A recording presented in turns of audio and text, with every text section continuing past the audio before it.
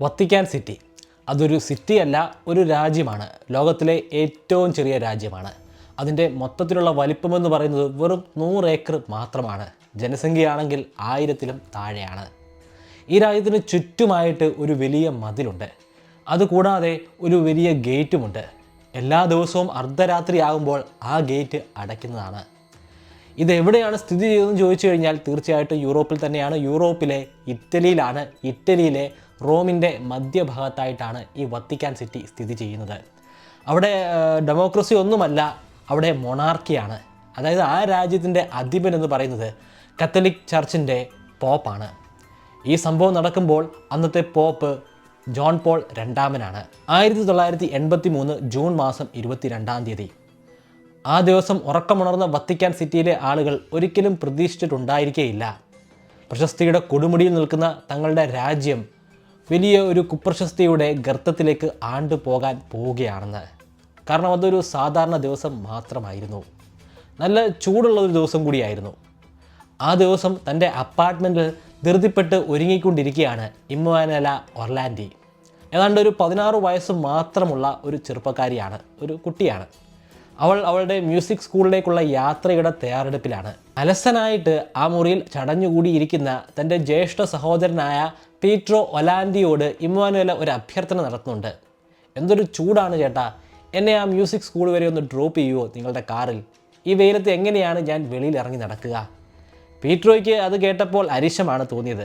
അയാൾ സുഖകരമായിട്ട് അവിടെ ഇങ്ങനെ വിശ്രമാവസ്ഥയിൽ ഇരിക്കുകയാണ്. അതിന് വിഘ്നം സംഭവിപ്പിക്കാനായിട്ട് ശ്രമിക്കുകയാണ് തൻ്റെ സഹോദരി. നിനക്ക് നടന്നു പോയാൽ പോരെ, എനിക്ക് വയ്യ കാറും എടുത്തുകൊണ്ട് ഈ സമയത്ത് ഇറങ്ങി പോകാനായിട്ട്, നീ പോയിട്ട് വാ. അങ്ങനെ പറഞ്ഞിട്ട് അയാൾ അവിടെ നിന്നും മുഖം തിരിക്കുകയായിരുന്നു. ഇമ്മാനുവേലയ്ക്ക് വിഷമം ഉണ്ടായി, പക്ഷേ അവൾ അത് വെളിയിൽ പ്രകടിപ്പിക്കുന്നില്ല. ആ വിഷമത്തോടു കൂടി തന്നെയാണ് ആ അപ്പാർട്ട്മെൻറ്റിൽ നിന്നും അവൾ ഇറങ്ങിപ്പോകുന്നത്. പിന്നീട് 40 വർഷങ്ങളോളം കഴിഞ്ഞിട്ടും പീട്രോ ഒലാൻഡിക്ക് ആ ദിവസം മറക്കാൻ സാധിക്കുന്നതല്ല. കുറ്റബോധം കൊണ്ട് അയാളുടെ മനസ്സുരുകുകയാണ്. ആ ഒരു ദിവസം തൻ്റെ അനിയത്തിയെ തൻ്റെ കാറിൽ ഡ്രോപ്പ് ചെയ്യാൻ പോയിരുന്നെങ്കിൽ അവളെ കൊണ്ട് മാത്രമായിരിക്കും പിന്നീട് അയാൾ മടങ്ങി വരിക. അങ്ങനെ മടങ്ങി വരുമ്പോൾ അവൾ സുരക്ഷിതമായിട്ട് വീട്ടിൽ എത്തിച്ചേരുമായിരുന്നു. ഇമ്മാനുവേല തനിയാണ് മ്യൂസിക് സ്കൂളിലേക്ക് പോകുന്നത്. മ്യൂസിക് സ്കൂളിലെ ലെസണൊക്കെ കഴിഞ്ഞിട്ട് അവൾ വൈകുന്നേരം ഒരു 5 മണിക്കും 7 മണിക്കും ഇടയിലായിട്ട് വീട്ടിലേക്ക് ഒരു ഫോൺ കോൾ ചെയ്യുന്നുണ്ട്. സഹോദരിയായ ഫെഡറിക്കയാണ് ആ ഫോൺ കോൾ അറ്റൻഡ് ചെയ്യുന്നത്. ഇമ്മാനുവേല നല്ല ത്രില്ലിലായിരുന്നു. അവൾ പറഞ്ഞു, എനിക്ക് നല്ലൊരു ജോലി കിട്ടിയിട്ടുണ്ട്. നീ ഏവോൺ കമ്പനിയെക്കുറിച്ച് കേട്ടിട്ടില്ലേ? ആ കമ്പനിയുടെ ബ്യൂട്ടി പ്രോഡക്റ്റിൻ്റെ പാംപ്ലെറ്റ് വിതരണം ചെയ്യാനും വിൽക്കാനുമുള്ള ഒരു വലിയ അവസരമാണ് ലഭ്യമായത്. ആ കാലഘട്ടത്തിൽ ഈ യൂറോപ്പ് മേഖലയിലുള്ള സ്ത്രീകളെ സംബന്ധിച്ചിടത്തോളം അത് സ്വപ്ന തുല്യമായിട്ടുള്ള ഒരു ജോലിയായിരുന്നു. ഈ കാലഘട്ടത്തിൽ യൂറോപ്പിലുള്ള സ്ത്രീകൾക്ക് ധാരാളമായിട്ട് ജോലി ചെയ്യാനുള്ള അവസരങ്ങൾ ഉണ്ടെങ്കിൽ പോലും ആ കാലഘട്ടത്തിൽ അത്ര സുലഭമായിരുന്നില്ല തൊഴിലവസരങ്ങൾ, പ്രത്യേകിച്ചും സ്ത്രീകൾക്ക്. പക്ഷേ സ്ത്രീകൾ കൂടുതൽ ആളുകൾക്കും ഈ ഏവോൺ എന്ന കമ്പനിയുടെ ബ്യൂട്ടി പ്രോഡക്റ്റ് വിൽക്കുന്നതിലൂടെ വലിയൊരു വരുമാന മാർഗ്ഗം തന്നെ നേടിയെടുക്കാൻ സാധിക്കുമായിരുന്നു. ഇമ്മാനുവേലയ്ക്കും അത്തരത്തിലുള്ള ഒരു സാധ്യതയാണ് ഇപ്പോൾ തെളിഞ്ഞു കിട്ടിയിരിക്കുന്നത്. ഒരു 35-40 വയസ്സോളം പ്രായമുള്ള നല്ല എക്സിക്യൂട്ടീവ് വേഷത്തിൽ വന്നിട്ടുള്ള ഒരു വ്യക്തിയാണ് ഈ ജോലി എനിക്ക് വാഗ്ദാനം ചെയ്തതെന്നും ഇമ്മാനുവേല പറയുന്നുണ്ട്. അതിനുശേഷമാണ് ആ ടെലിഫോൺ കോൾ അവസാനിക്കുന്നത്. ഇമ്മാനുവേലയ്ക്ക് വേറെയും സഹോദരിമാരുണ്ട്. അതിൽ ഒരാളാണ് ക്രിസ്റ്റ്യാന. ക്രിസ്റ്റ്യാനിയോട് അവളൊരു വാക്ക് കൊടുത്തിരുന്നു. ഇന്ന് വൈകുന്നേരം 7 മണിയാകുമ്പോൾ പലാച്ചിയോ ബ്രിഡ്ജിൽ വെച്ച് നമുക്ക് പരസ്പരം കാണാം. അതിനുശേഷം നമുക്ക് ഒന്നിച്ച് വീട്ടിലേക്ക് മടങ്ങിപ്പോകാം. ഇതനുസരിച്ച് ക്രിസ്റ്റീനയും സുഹൃത്തുക്കളും പലാച്ചിയോ പാലത്തിൻ്റെ അവിടെ കാത്തു നിൽക്കുകയാണ് 7 മണി മുതൽ. സമയം 7 മണി കഴിഞ്ഞു, 7:30 കഴിഞ്ഞു, 8 മണിയായിട്ടും അവളുടെ ഒരു പൊടി പോലും കണ്ടില്ല. ക്രിസ്റ്റീനയ്ക്ക് വലിയ ദേഷ്യം തന്നെ തോന്നി.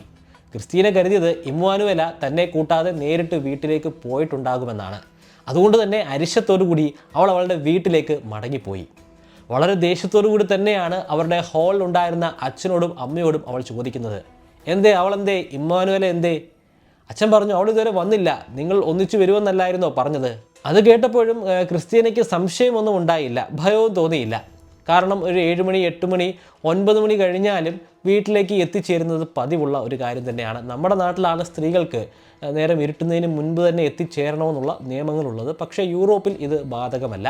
വർഷങ്ങൾക്ക് മുമ്പ്, 40 വർഷങ്ങൾക്ക് മുൻപും ഇതൊന്നും അവർക്ക് ബാധകമായിരുന്നില്ല. ഇവിടെ കർഫ്യൂ ഉണ്ട്.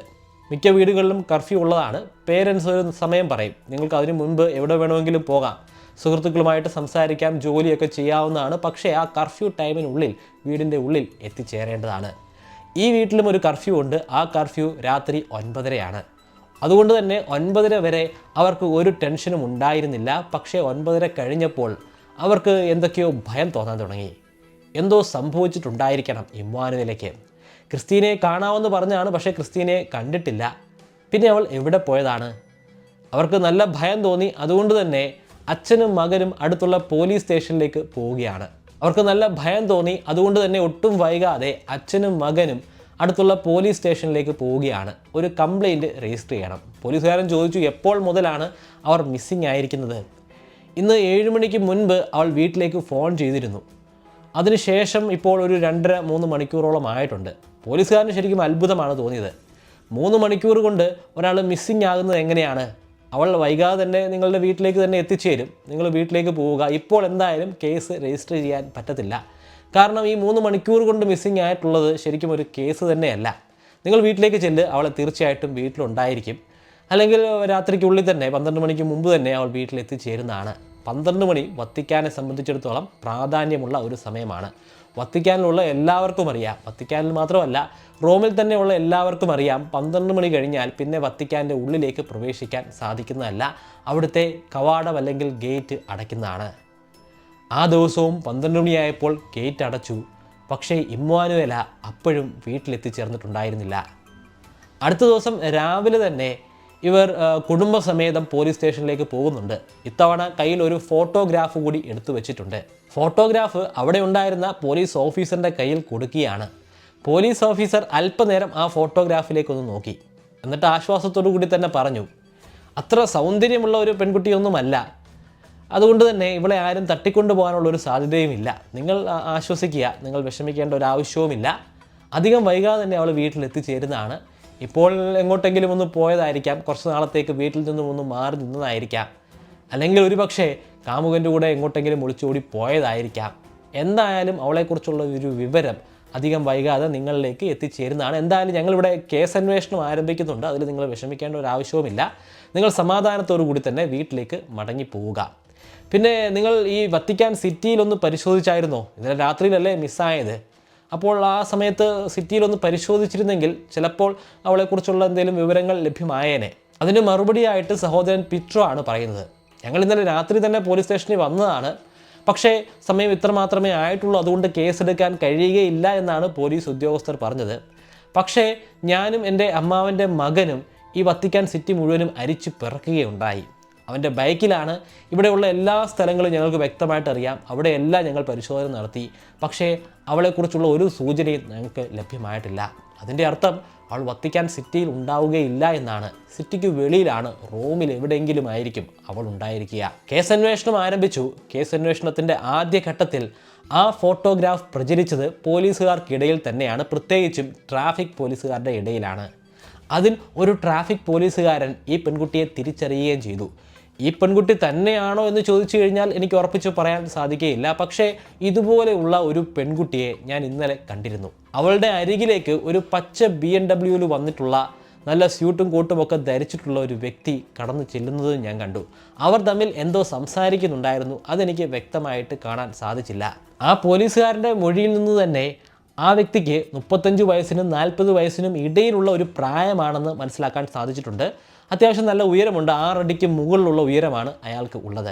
ആ വർഷം തന്നെ വത്തിക്കാനിലും സമീപ പ്രദേശങ്ങളിലും ഇത്തരത്തിൽ 15 മിസ്സിംഗ് കേസുകളാണ് രജിസ്റ്റർ ചെയ്യപ്പെട്ടിട്ടുള്ളത്. അതിൽ 2ഓളം പെൺകുട്ടികൾ അധികം വൈകാതെ വീട്ടിലേക്ക് മടങ്ങി വന്നിട്ടുണ്ട്. അവശേഷിക്കുന്ന 13 പേരെക്കുറിച്ച് ഒരു വിവരവും ലഭ്യമായിട്ടില്ല. അവർ മിക്കവാറും ഒളിച്ചോടി എങ്ങോട്ടെങ്കിലും പോകാനുള്ള സാധ്യതയാണ് ഉള്ളത്. ഇമ്മാനുവേലയ്ക്കും അത്തരത്തിലുള്ള എന്തെങ്കിലും ആയിരിക്കും സംഭവിച്ചിട്ടുണ്ടായിരിക്കുക എന്നാണ് പോലീസ് ഓഫീസർക്ക് ഇപ്പോൾ ലഭ്യമാകുന്ന സൂചനകൾ. പോലീസുകാർ അത്തരത്തിലുള്ള ഒരു അന്വേഷണമാണ് ഇപ്പോൾ നടത്തിക്കൊണ്ടിരിക്കുന്നത്. 2 ദിവസം കൂടി കഴിഞ്ഞ് ജൂൺ മാസം 24-ാം തീയതി ഒലാൻഡി കുടുംബം പത്രത്തിൽ ഒരു പരസ്യം കൊടുക്കുന്നുണ്ട്. ഇമ്മാനുവേലയുടെ ചിത്രവും ആ പരസ്യത്തിൽ കൊടുത്തിട്ടുണ്ടായിരുന്നു. അതിനോടൊപ്പം തന്നെ അവരുടെ വീട്ടിലെ ടെലിഫോൺ നമ്പരും അവർ രേഖപ്പെടുത്തിയിരുന്നു. അതിനെ തുടർന്ന് നിരവധി ഫോൺ കോളുകൾ അവർക്ക് ലഭ്യമായിട്ടുമുണ്ടായിരുന്നു. പക്ഷേ ആ ടെലിഫോൺ കോളുകളിൽ നിന്നും അവർക്ക് കൃത്യമായിട്ടുള്ള ഒരു സൂചനയും ലഭ്യമായിട്ടുണ്ടായിരുന്നില്ല. പലരും ആശ്വസിപ്പിക്കാൻ വേണ്ടിയിട്ടാണ് അവരെ വിളിച്ചത്.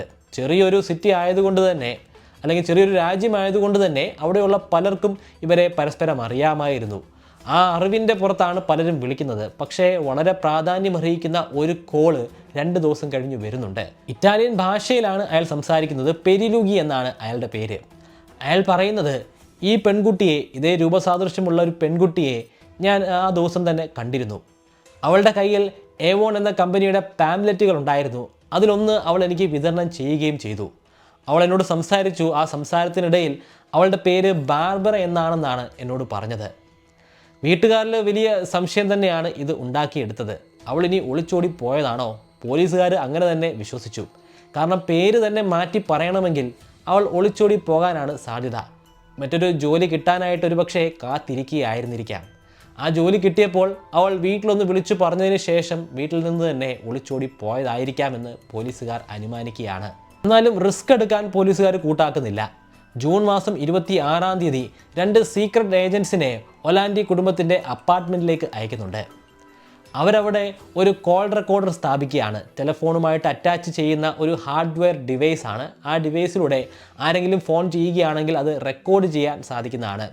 ഇനി റാൻസം ആവശ്യപ്പെട്ടുകൊണ്ട് ആരെങ്കിലും വിളിക്കുകയാണെങ്കിൽ അത് റെക്കോർഡ് ചെയ്ത് സൂക്ഷിച്ചു വെക്കാമല്ലോ. ഈ കാലഘട്ടത്തിൽ ഒരു സാങ്കേതികവിദ്യ ഒന്നും ആയിരുന്നില്ല, ഒരു 40 വർഷം മുൻപുണ്ടായിരുന്ന സാങ്കേതികവിദ്യ. അതുകൊണ്ട് ഇത്തരത്തിലുള്ള റെക്കോർഡറുകൾ തീർച്ചയായിട്ടും അത്യാവശ്യം തന്നെയായിരുന്നു.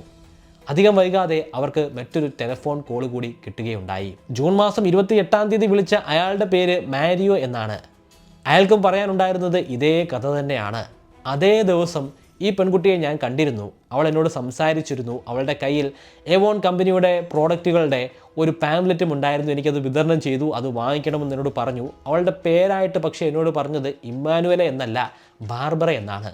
ഇതേ ദിവസം തന്നെയാണ് വത്തിക്കാൻ സിറ്റിയിൽ അവളുടെ പടമുള്ള നിരവധി പോസ്റ്ററുകൾ വീട്ടുകാർ പേസ്റ്റ് ചെയ്യാൻ തുടങ്ങിയത്. ഈ വാർത്ത സെൻറ്റ് പീറ്റേഴ്സ് കത്തീഡ്രലിലും എത്തിച്ചേരുകയുണ്ടായി. അങ്ങനെ പോപ്പും ഇത് അറിഞ്ഞു. പോപ്പ് അറിഞ്ഞു എന്നുള്ള സൂചന നമുക്ക് ലഭ്യമാകുന്നത് കുറച്ച് ദിവസങ്ങൾ കൂടി കഴിഞ്ഞ് ഒരു ഞായറാഴ്ച ദിവസമാണ്. എല്ലാ ഞായറാഴ്ച ദിവസങ്ങളിലും സെൻറ്റ് പീറ്റേഴ്സ് ബസീലിക്കയിലെ ആ വലിയ കവാടത്തിന് മുൻപിലേക്ക് മാർപ്പാപ്പ എത്തിച്ചേരുന്നതാണ്. അതിനുശേഷം അല്പനേരം അദ്ദേഹം പ്രസംഗിക്കുകയും ചെയ്യുന്നതാണ്. ആ പ്രസംഗം കാണാനായിട്ട് നിരവധി ആളുകൾ ആ സ്ക്വയറിൽ തമ്പടിക്കുന്നതുമാണ്. ആ ദിവസവും പതിവ് പോലെ തന്നെ മാർപ്പാപ്പ ഒരു പ്രസംഗത്തിനായി അവിടെ എത്തിച്ചേർന്നു. അല്പനേരത്തെ പ്രസംഗത്തിന് ശേഷം അദ്ദേഹത്തിൻ്റെ പ്രസംഗം ഇമ്മാനുവേലയിലും എത്തിച്ചേരുകയുണ്ടായി. അദ്ദേഹം പറയുന്നത്, എനിക്ക് പറയാനുള്ളത് ഇമ്മാനുവേലയെ തട്ടിക്കൊണ്ടുപോയിട്ടുള്ള ആളുകളോടാണ്. നിങ്ങൾ കരുണ തോന്നി എത്രയും പെട്ടെന്ന് അവളെ തിരികെ അവളുടെ വീട്ടിലേക്ക് എത്തിക്കേണ്ടതാണ്. മാർപ്പാപ്പയുടെ ആ പ്രസംഗം അതൊരു അസാധാരണമായിട്ടുള്ള പ്രസംഗം തന്നെയായിരുന്നു. പലരിലും വലിയ രീതിയിലുള്ള സംശയം തന്നെ ഉണ്ടായി. മാർപ്പാപ്പയ്ക്ക് എങ്ങനെയാണ് മനസ്സിലായത് ഇമ്മാനുവേലയെ തട്ടിക്കൊണ്ടു പോയതാണെന്ന്? ഇമ്മാനുവേലയുടെ വീട്ടുകാരെ ആശ്വസിപ്പിക്കാൻ വേണ്ടിയാണ് അത്തരത്തിലുള്ള പരാമർശം വന്നതെങ്കിൽ അങ്ങനെ ആയിരുന്നില്ലല്ലോ പറയേണ്ടത്. അവൾ അല്പ ദിവസത്തേക്ക് മറ്റെവിടേക്കെങ്കിലും മാറി നിൽക്കുകയായിരിക്കും, ആരും തട്ടിക്കൊണ്ട് പോയിട്ടുണ്ടായിരിക്കുകയില്ല എന്നൊക്കെയാണ് പറയേണ്ടത്. അത് കേൾക്കുമ്പോഴായിരിക്കും ആ വീട്ടുകാർക്ക് ആശ്വാസം ഉണ്ടാവുക. പക്ഷേ ആരൊക്കെയോ തട്ടിക്കൊണ്ട് പോയിട്ടുണ്ട്, കൊല്ലാതെ മടക്കി കൊണ്ടുവരിക എന്നൊക്കെ കേൾക്കുമ്പോൾ വീട്ടുകാർക്ക് ശരിക്കും നിരാശ തന്നെയാണ് തോന്നേണ്ടത്. മാർപ്പാപ്പയ്ക്ക് ആരാണ് ഈ വാർത്ത എത്തിച്ചു കൊടുത്തത് അവളെ തട്ടിക്കൊണ്ട് പോയിരിക്കുകയാണെന്ന്?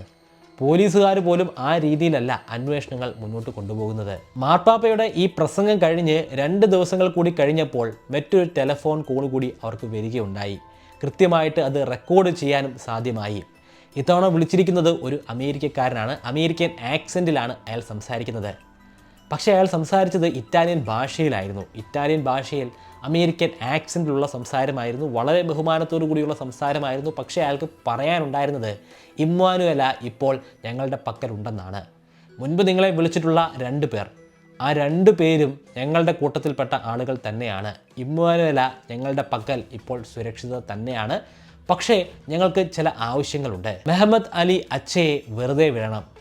അയാളിപ്പോൾ തടവിലാണ്. 2 വർഷങ്ങൾക്ക് മുൻപ് സാക്ഷാൽ മാർപ്പാപ്പയെ കൊല്ലാൻ ശ്രമിച്ച കുറ്റത്തിനാണ് അയാളിപ്പോൾ ജയിലിൽ കിടക്കുന്നത്. 2 തവണയാണ് അയാൾ മാർപ്പാപ്പയുടെ നേരെ നിറയൊഴിക്കുന്നത്. 2 മാർപ്പാപ്പയുടെ ദേഹത്ത് തന്നെ പതിക്കുകയുണ്ടായി. പക്ഷേ ദിവസങ്ങൾ നീണ്ടിട്ടുള്ള പരിശ്രമങ്ങൾക്കൊടുവിൽ മാത്രമാണ് ഡോക്ടേഴ്സിന് മാർപ്പാപ്പയെ രക്ഷിക്കാൻ സാധ്യമായത്. മെഹമ്മദ് അലി അച്ച ഗ്രേവ് വൂൾസ് എന്ന പേരിൽ അറിയപ്പെടുന്ന ഒരു ഭീകര സംഘടനയുടെ ഭാഗമാണ്. ആ സംഘടനയുടെ നിർദ്ദേശം അനുസരിച്ചാണ് ഇപ്രകാരമുള്ള ഒരു തീവ്രവാദ പ്രവർത്തനത്തിൽ അയാൾ ഏർപ്പെട്ടിരിക്കുന്നത്. അയാളെയാണ് വെറുതെ വിടാൻ പറയുന്നത്. അയാളെ വെറുതെ വിടാൻ അല്പം പ്രയാസം തന്നെയാണ്. കാരണം അയാൾ കൊല്ലാൻ ശ്രമിച്ചത് സാക്ഷാൽ മാർപ്പാപ്പയെ തന്നെയാണ്. അയാളെ വെറുതെ വിടുകയാണെങ്കിൽ അയാൾ പിന്നെയും കൊല്ലാൻ ശ്രമിക്കുന്നത് ഇതേ മാർപ്പാപ്പയെ തന്നെയായിരിക്കും. അതുകൊണ്ട് വത്തിക്കാൻ അല്പമൊന്ന് പിന്നോട്ട് പോകുന്നുണ്ട്. അങ്ങനെ അക്ഷയെ വെളിയിലേക്ക് വിടേണ്ട ആവശ്യമില്ല. ഇതുവരെ വലിയ രീതിയിൽ ജനശ്രദ്ധയൊന്നും ആകർഷിക്കാത്ത ഒരു സാധാരണ മിസ്സിംഗ് കേസ് മാത്രമായിരുന്നു ഇത്. വർഷത്തിൽ ആ പ്രദേശത്ത് തന്നെ 10-15 തവണ ആവർത്തിക്കുന്ന ഒരു സാധാരണ കാര്യം മാത്രമാണ്. പത്രത്തിലെ ഒരു ചെറിയ കോളം ന്യൂസായിട്ട് മാത്രമേ അത് വരികയുള്ളൂ. പക്ഷേ മാർപ്പാപ്പ ഈ ന്യൂസിലേക്ക് വന്നു ചേർന്നതോടുകൂടി തന്നെ ലോകം മുഴുവനും വത്തിക്കാനിലേക്ക് ശ്രദ്ധിക്കാൻ തുടങ്ങി. ലോകത്തെമ്പാടുമുള്ള മാധ്യമ പ്രവർത്തകർ വത്തിക്കാനിലേക്ക് എത്തിച്ചേരുകയും ഈ വാർത്ത കവർ ചെയ്യാനായിട്ട് ശ്രമിക്കുകയും ചെയ്തു. ന്യൂസ് റൂമുകളിലൊക്കെ ഇതുതന്നെയാണ് ചർച്ചാ വിഷയം. കാരണം മാർപ്പാപ്പ തന്നെയാണ്. മാർപ്പാപ്പയിലൂടെ ഈ കേസ് ലോക ശ്രദ്ധ ആകർഷിക്കുകയാണ്. ആ അമേരിക്കക്കാരൻ അവസാനം വിളിച്ചപ്പോൾ ഒരു ഡെഡ് ലൈൻ കൊടുക്കുകയുണ്ടായി. ജൂലൈ മാസം 20-ാം തീയതി. ആ 20-ാം തീയതിക്ക് മുൻപ് തന്നെ മുഹമ്മദ് അലിയെ വെറുതെ വിടേണ്ടതാണ്, അല്ലെങ്കിൽ ഇവൾ ജീവനോടെ ഉണ്ടായിരിക്കുന്നതല്ല. അധിക ദിവസം കഴിയാതെ തന്നെ മറ്റൊരു ഫോൺ കോൾ കൂടി വരികയുണ്ടായി. ഈ കോൾ ഇത്തവണ വന്നിരിക്കുന്നത് ഒരു പത്ര ഏജൻസി ആയിട്ടുള്ള അൻസയിലേക്കാണ്. ഇമ്മാനുവേലയുടെ ഒരു തെളിവ്, അതായത് ഇമ്മാനുവേല ഞങ്ങളുടെ പക്കലുണ്ട് എന്നതിൻ്റെ ഒരു തെളിവ് നിങ്ങൾക്ക് തരാം. അത് സിറ്റിയുടെ ഉള്ളിൽ തന്നെയുള്ള ഒരു ഗാർബേജ് ബോക്സിലാണ്. നിങ്ങൾ അവിടെ പോയി പരിശോധിക്കുക. അൻസയിലെ ന്യൂസ് റിപ്പോർട്ടേഴ്സ് വേഗം തന്നെ അവിടേക്ക് കുതിക്കുകയായിരുന്നു. അവിടെ ചെന്നപ്പോൾ പറഞ്ഞ സ്ഥലത്ത് ഒരു ഗാർബേജ് ബോക്സ് ഉണ്ട്. അതിൻ്റെ ഉള്ളിൽ നിന്നും അവർക്ക് രഹസ്യമായിട്ടുള്ള ഒരു പാക്കറ്റ് ലഭ്യമാവുകയും ചെയ്തു. അവർ ആ പാക്കറ്റ് തുറന്നു പരിശോധിച്ചപ്പോൾ അതിൻ്റെ ഉള്ളിൽ കാണാൻ സാധിച്ചത് ഒരു ഫോട്ടോസ്റ്റാറ്റ് ആയിരുന്നു. ഇമ്മാനുവേലയുടെ മ്യൂസിക് സ്കൂളിലെ ID കാർഡിൻ്റെ ഒരു ഫോട്ടോ കോപ്പി. അതിന് പുറമെ ഒരു ചെറിയ കടലാസും ഉണ്ടായിരുന്നു. സ്നേഹപൂർവ്വം ഇമ്മാനുവേല ഒലാൻഡി എന്നാണ് അതിൽ എഴുതിയിരിക്കുന്നത്. അധികം വൈകാതെ തന്നെ ഈ ഒരു കടലാസും ആ ഫോട്ടോസ്റ്റാറ്റും പോലീസിന് കൈമാറുന്നുണ്ട്. പോലീസുകാർ അത് വീട്ടുകാരുമായിട്ട്, ഒലാൻഡി ഫാമിലിയുമായിട്ട് ചർച്ച ചെയ്യുന്നുണ്ട്. ആ മ്യൂസിക് സ്കൂളിൻ്റെ ID കാർഡ് അത് അവളുടെ ID കാർഡ് തന്നെയാണ്. ഈ ID കാർഡ് പലപ്പോഴായിട്ട് വീട്ടുകാർ കണ്ടിട്ടുണ്ട്. മിസ്സിംഗ് ആകുമ്പോൾ അവളുടെ പക്കൽ തന്നെ ഈ ID കാർഡ് ഉണ്ടായിരുന്നു. പിന്നെ ആ കടലാസിലുണ്ടായിരുന്ന കൈയക്ഷരം, ഒന്നും ചിന്തിക്കേണ്ട ആവശ്യമില്ല, അത് അവളുടെ കൈയക്ഷരം തന്നെയാണ്. പക്ഷേ പോലീസുകാർക്ക് ഇതൊന്നും ഒരു വലിയ തെളിവായിട്ട് എടുക്കാൻ സാധിക്കുന്നില്ല. അവൾ ജീവനോടെ തന്നെ ഉണ്ടോ? ചില കാര്യങ്ങളൊക്കെ ഉറപ്പാണ്. അവളുടെ ചില സാധനങ്ങളൊക്കെ ഇവരുടെ കയ്യിലുണ്ട്. അവളുടെ ID കാർഡ് ഇവരുടെ കയ്യിലുണ്ടായിരിക്കാം. ഒരു പക്ഷേ അവൾ മുമ്പ് എപ്പോഴെങ്കിലും എഴുതിയിട്ടുള്ള ഒരു കത്തിൻ്റെ അവസാന ഭാഗം ഇവരുടെ കയ്യിലുണ്ടായിരിക്കാം. അതായിരിക്കാം ഇപ്രകാരം കീറി ഇവിടെ കൊണ്ടുവന്നിരിക്കുന്നത്. കൃത്യമായിട്ടുള്ളൊരു തെളിവ് അത്യാവശ്യമാണ്. അതുകൊണ്ട് പോലീസുകാർ വീട്ടുകാരോട് ഒരു അഭ്യർത്ഥന നടത്തുന്നുണ്ട്. നിങ്ങളൊരു പ്രസ് മീറ്റ് നടത്തണം. ആ പ്രസ് മീറ്റിന് വേണ്ട കാര്യങ്ങളൊക്കെ ഞങ്ങൾ ചെയ്തുകൊള്ളാം. ആ പ്രസ് മീറ്റിൽ നിങ്ങൾ പറയണം, ഞങ്ങൾക്ക് കൃത്യമായിട്ടുള്ള തെളിവ് വേണം. ഞങ്ങളുടെ മകൾ ഇപ്പോഴും ജീവനോടുകൂടി തന്നെ നിങ്ങളുടെ പക്കലുണ്ട് എന്നതിൻ്റെ തെളിവ്. അപ്രകാരം ഒരു പ്രസ് മീറ്റൊക്കെ നടത്തുന്നുണ്ട്. ഈ സംഘടനയെക്കുറിച്ചും ഇപ്പോൾ ഫോൺ ചെയ്തിരിക്കുന്ന ആളുകളെക്കുറിച്ചും കൂടുതൽ കാര്യങ്ങൾ പറയാൻ സാധിക്കുന്ന ഒരു വ്യക്തിയുണ്ട്. അത് പോലീസുകാരുടെ കസ്റ്റഡിയിൽ തന്നെ ഉള്ളൊരു വ്യക്തിയാണ്. അയാളുടെ പേരാണ് മുഹമ്മദ് അലി അക്ച. ഇപ്പോൾ തന്നെ ലോക കുപ്രശസ്തനായിട്ട് മാറിയിരിക്കുന്ന മുഹമ്മദ് അലി അക്ചയെ കൂടുതൽ ചോദ്യം ചെയ്യലിന് വേണ്ടി ഹെഡ് ക്വാർട്ടേഴ്സിലേക്ക് പോലീസ് കൊണ്ടുവരുന്നുണ്ട്. ഹെഡ് ക്വാർട്ടേഴ്സിൽ എത്തിക്കുന്ന മുഹമ്മദ് അലിയെ കാണാനായിട്ട് അവിടെ നിരവധി ആളുകൾ തമ്പടിച്ചിട്ടുണ്ടായിരുന്നു. ഒരുപാട് മാധ്യമ പ്രവർത്തകരും ഉണ്ടായിരുന്നു. എല്ലാവരെയും ഞെട്ടിച്ചുകൊണ്ട് മുഹമ്മദ് അലിക്ക് പറയാനുണ്ടായിരുന്ന ഒരൊറ്റ കാര്യമായിരുന്നു, എല്ലാവരും എന്നോട് ക്ഷമിക്കണം. ഇപ്പോൾ വത്തിക്കാനിൽ സംഭവിച്ചിരിക്കുന്ന എല്ലാ കാര്യങ്ങൾക്കും എന്നോട് ക്ഷമിക്കേണ്ടതാണ്. പിന്നെ ഞാൻ ഗ്രേ വൂൾസിൻ്റെ ഒരു ഭാഗമേ അല്ല. എന്നെ ഈ ജോലി ഏൽപ്പിച്ചിരിക്കുന്നത് ഗ്രേ വൂൾസ് അല്ല. അവരെ എനിക്ക് അറിയാൻ പോലും പാടില്ല. എന്നെ ഇത് ഏൽപ്പിച്ചിരിക്കുന്നത് സോവിയറ്റ് യൂണിയനാണ്. സോവിയറ്റ് യൂണിയൻ്റെ രഹസ്യാന്വേഷണ സംഘടനയായിട്ടുള്ള KGB ആണ്. ഇത് വിശ്വസിക്കാൻ സാധിക്കുന്ന ഒരു കാര്യം തന്നെയാണ്. കാരണം ആ ഒരു കാലഘട്ടം ശരിക്കും പറഞ്ഞാൽ കോൾഡ് വാറിൻ്റെ ഒരു അവസാന കാലഘട്ടമാണ്. സോവിയറ്റ് യൂണിയനും അമേരിക്കയും തമ്മിലാണ് ഈ കോൾഡ് വാർ നടക്കുന്നതെങ്കിലും അതിൽ പോപ്പിന് വലിയൊരു പ്രാധാന്യം തന്നെ ഉണ്ട്. അമേരിക്കയെ സംബന്ധിച്ചിടത്തോളം സോവിയറ്റ് യൂണിയനെ ഇല്ലായ്മ ചെയ്യുക എന്ന് പറയുന്നത് രാഷ്ട്രീയപരമായിട്ടുള്ള ഒരു കാര്യമാണ്. പോപ്പിന് ഇത് റിലീജിയസ് ആയിട്ടുള്ള ഒരു കാര്യമാണ്. കാരണം സോവിയറ്റ് യൂണിയൻ ഈ ക്രിസ്ത്യൻ സഭയ്ക്ക് തന്നെ എതിരാണ്, വിശ്വാസികൾക്ക് തന്നെ എതിരാണ്. സോവിയറ്റ് യൂണിയനുള്ള വിശ്വാസികളെ അവർ അടിച്ചമർത്തുകയാണ്. സോവിയറ്റ് യൂണിയൻ്റെ ഒരു ഭാഗമായിട്ട് അന്ന് പോളണ്ടുമുണ്ട്. പോളണ്ടിൽ വലിയ സമരങ്ങളൊക്കെ നടന്നുകൊണ്ടിരിക്കുകയുമാണ്. അതായത് ഈ ആൻറ്റി കമ്മ്യൂണിസ്റ്റ് സമരങ്ങളിലൂടെ കമ്മ്യൂണിസം അവിടെ നിന്ന് പൂർണ്ണമായിട്ട് തുടച്ചു നീക്കാനുള്ള ശ്രമങ്ങളാണ് നടന്നുകൊണ്ടിരിക്കുന്നത്. അതിന് ശക്തി പകർന്നു കൊടുക്കുന്നത് പോപ്പ് തന്നെയാണ്. അതുകൊണ്ട് പോപ്പിനെ വകവരുത്താനായിട്ട് KGB ശ്രമിക്കുന്നതിൽ ആർക്കും ഒരു അപാകതയും കാണാൻ സാധിച്ചില്ല. മുഹമ്മദ് അലി തന്നെയാണ് പറഞ്ഞിരിക്കുന്നത്. അപ്പോൾ അത് വിശ്വാസയോഗ്യമാണെന്ന് ലോകം വിശ്വസിച്ചു പോന്നു. ജൂലൈ മാസം 17-ന് അൻസ പ്രസ് ഓഫീസിലേക്ക് വീണ്ടും ഒരു ഫോൺ കോൾ വരികയായി. അത്തവണയും അവർക്ക് പറയാനുണ്ടായിരുന്ന ഒരു തെളിവിനെ കുറിച്ചാണ്.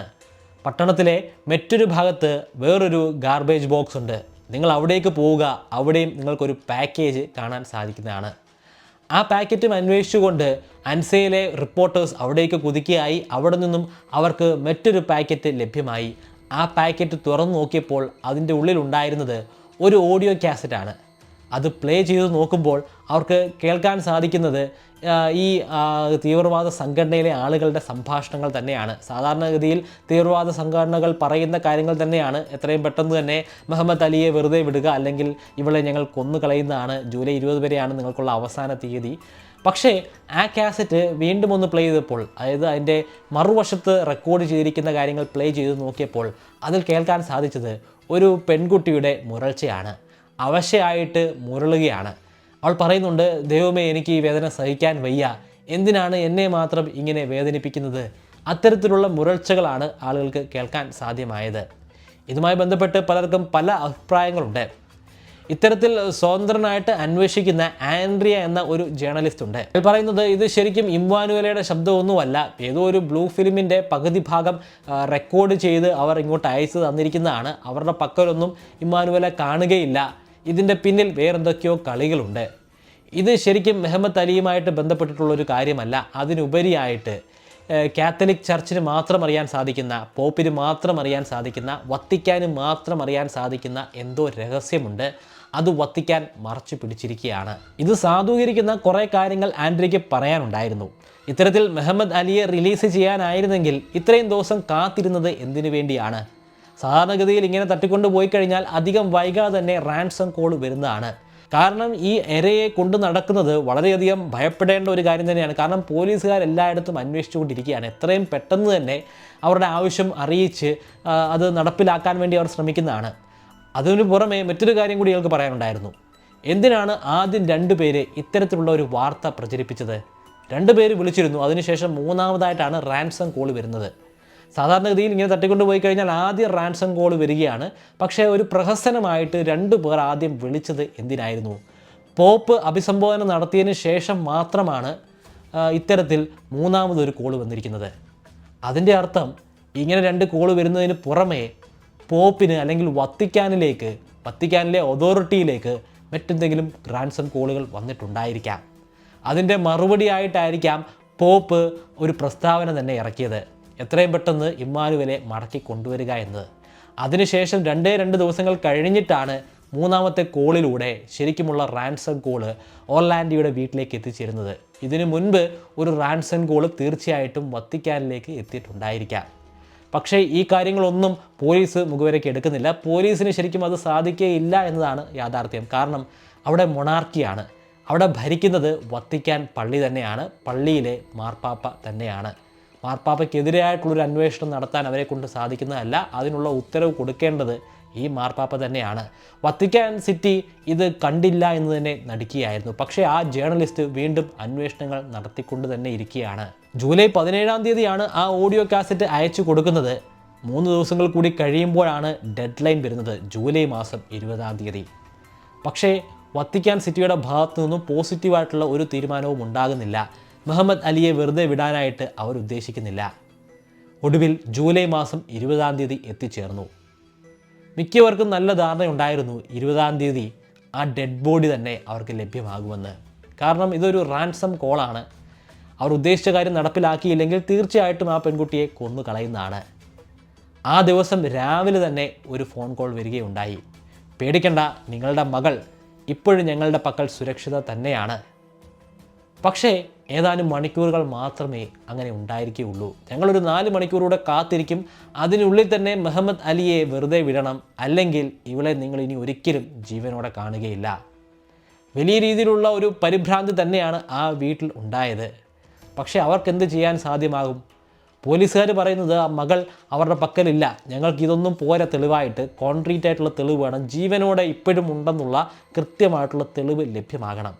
അതിന് നിങ്ങൾ പ്രസ് കോൺഫറൻസിലൂടെ പറയേണ്ട ആവശ്യമില്ല, നിങ്ങൾക്ക് വേണ്ടി ഒരു അഡ്വക്കേറ്റിനെ സർക്കാർ തന്നെ നിയമിക്കുന്നതാണ്. എജിഡിഒ എന്നാണ് ആ വക്കീലിൻ്റെ പേര്. അടുത്ത പ്രസ് കോൺഫറൻസ് നടത്തുന്നത് എജിഡിഒയും ഇമ്മാനുവലയുടെ അച്ഛനും കൂടി ചേർന്നിട്ടാണ്.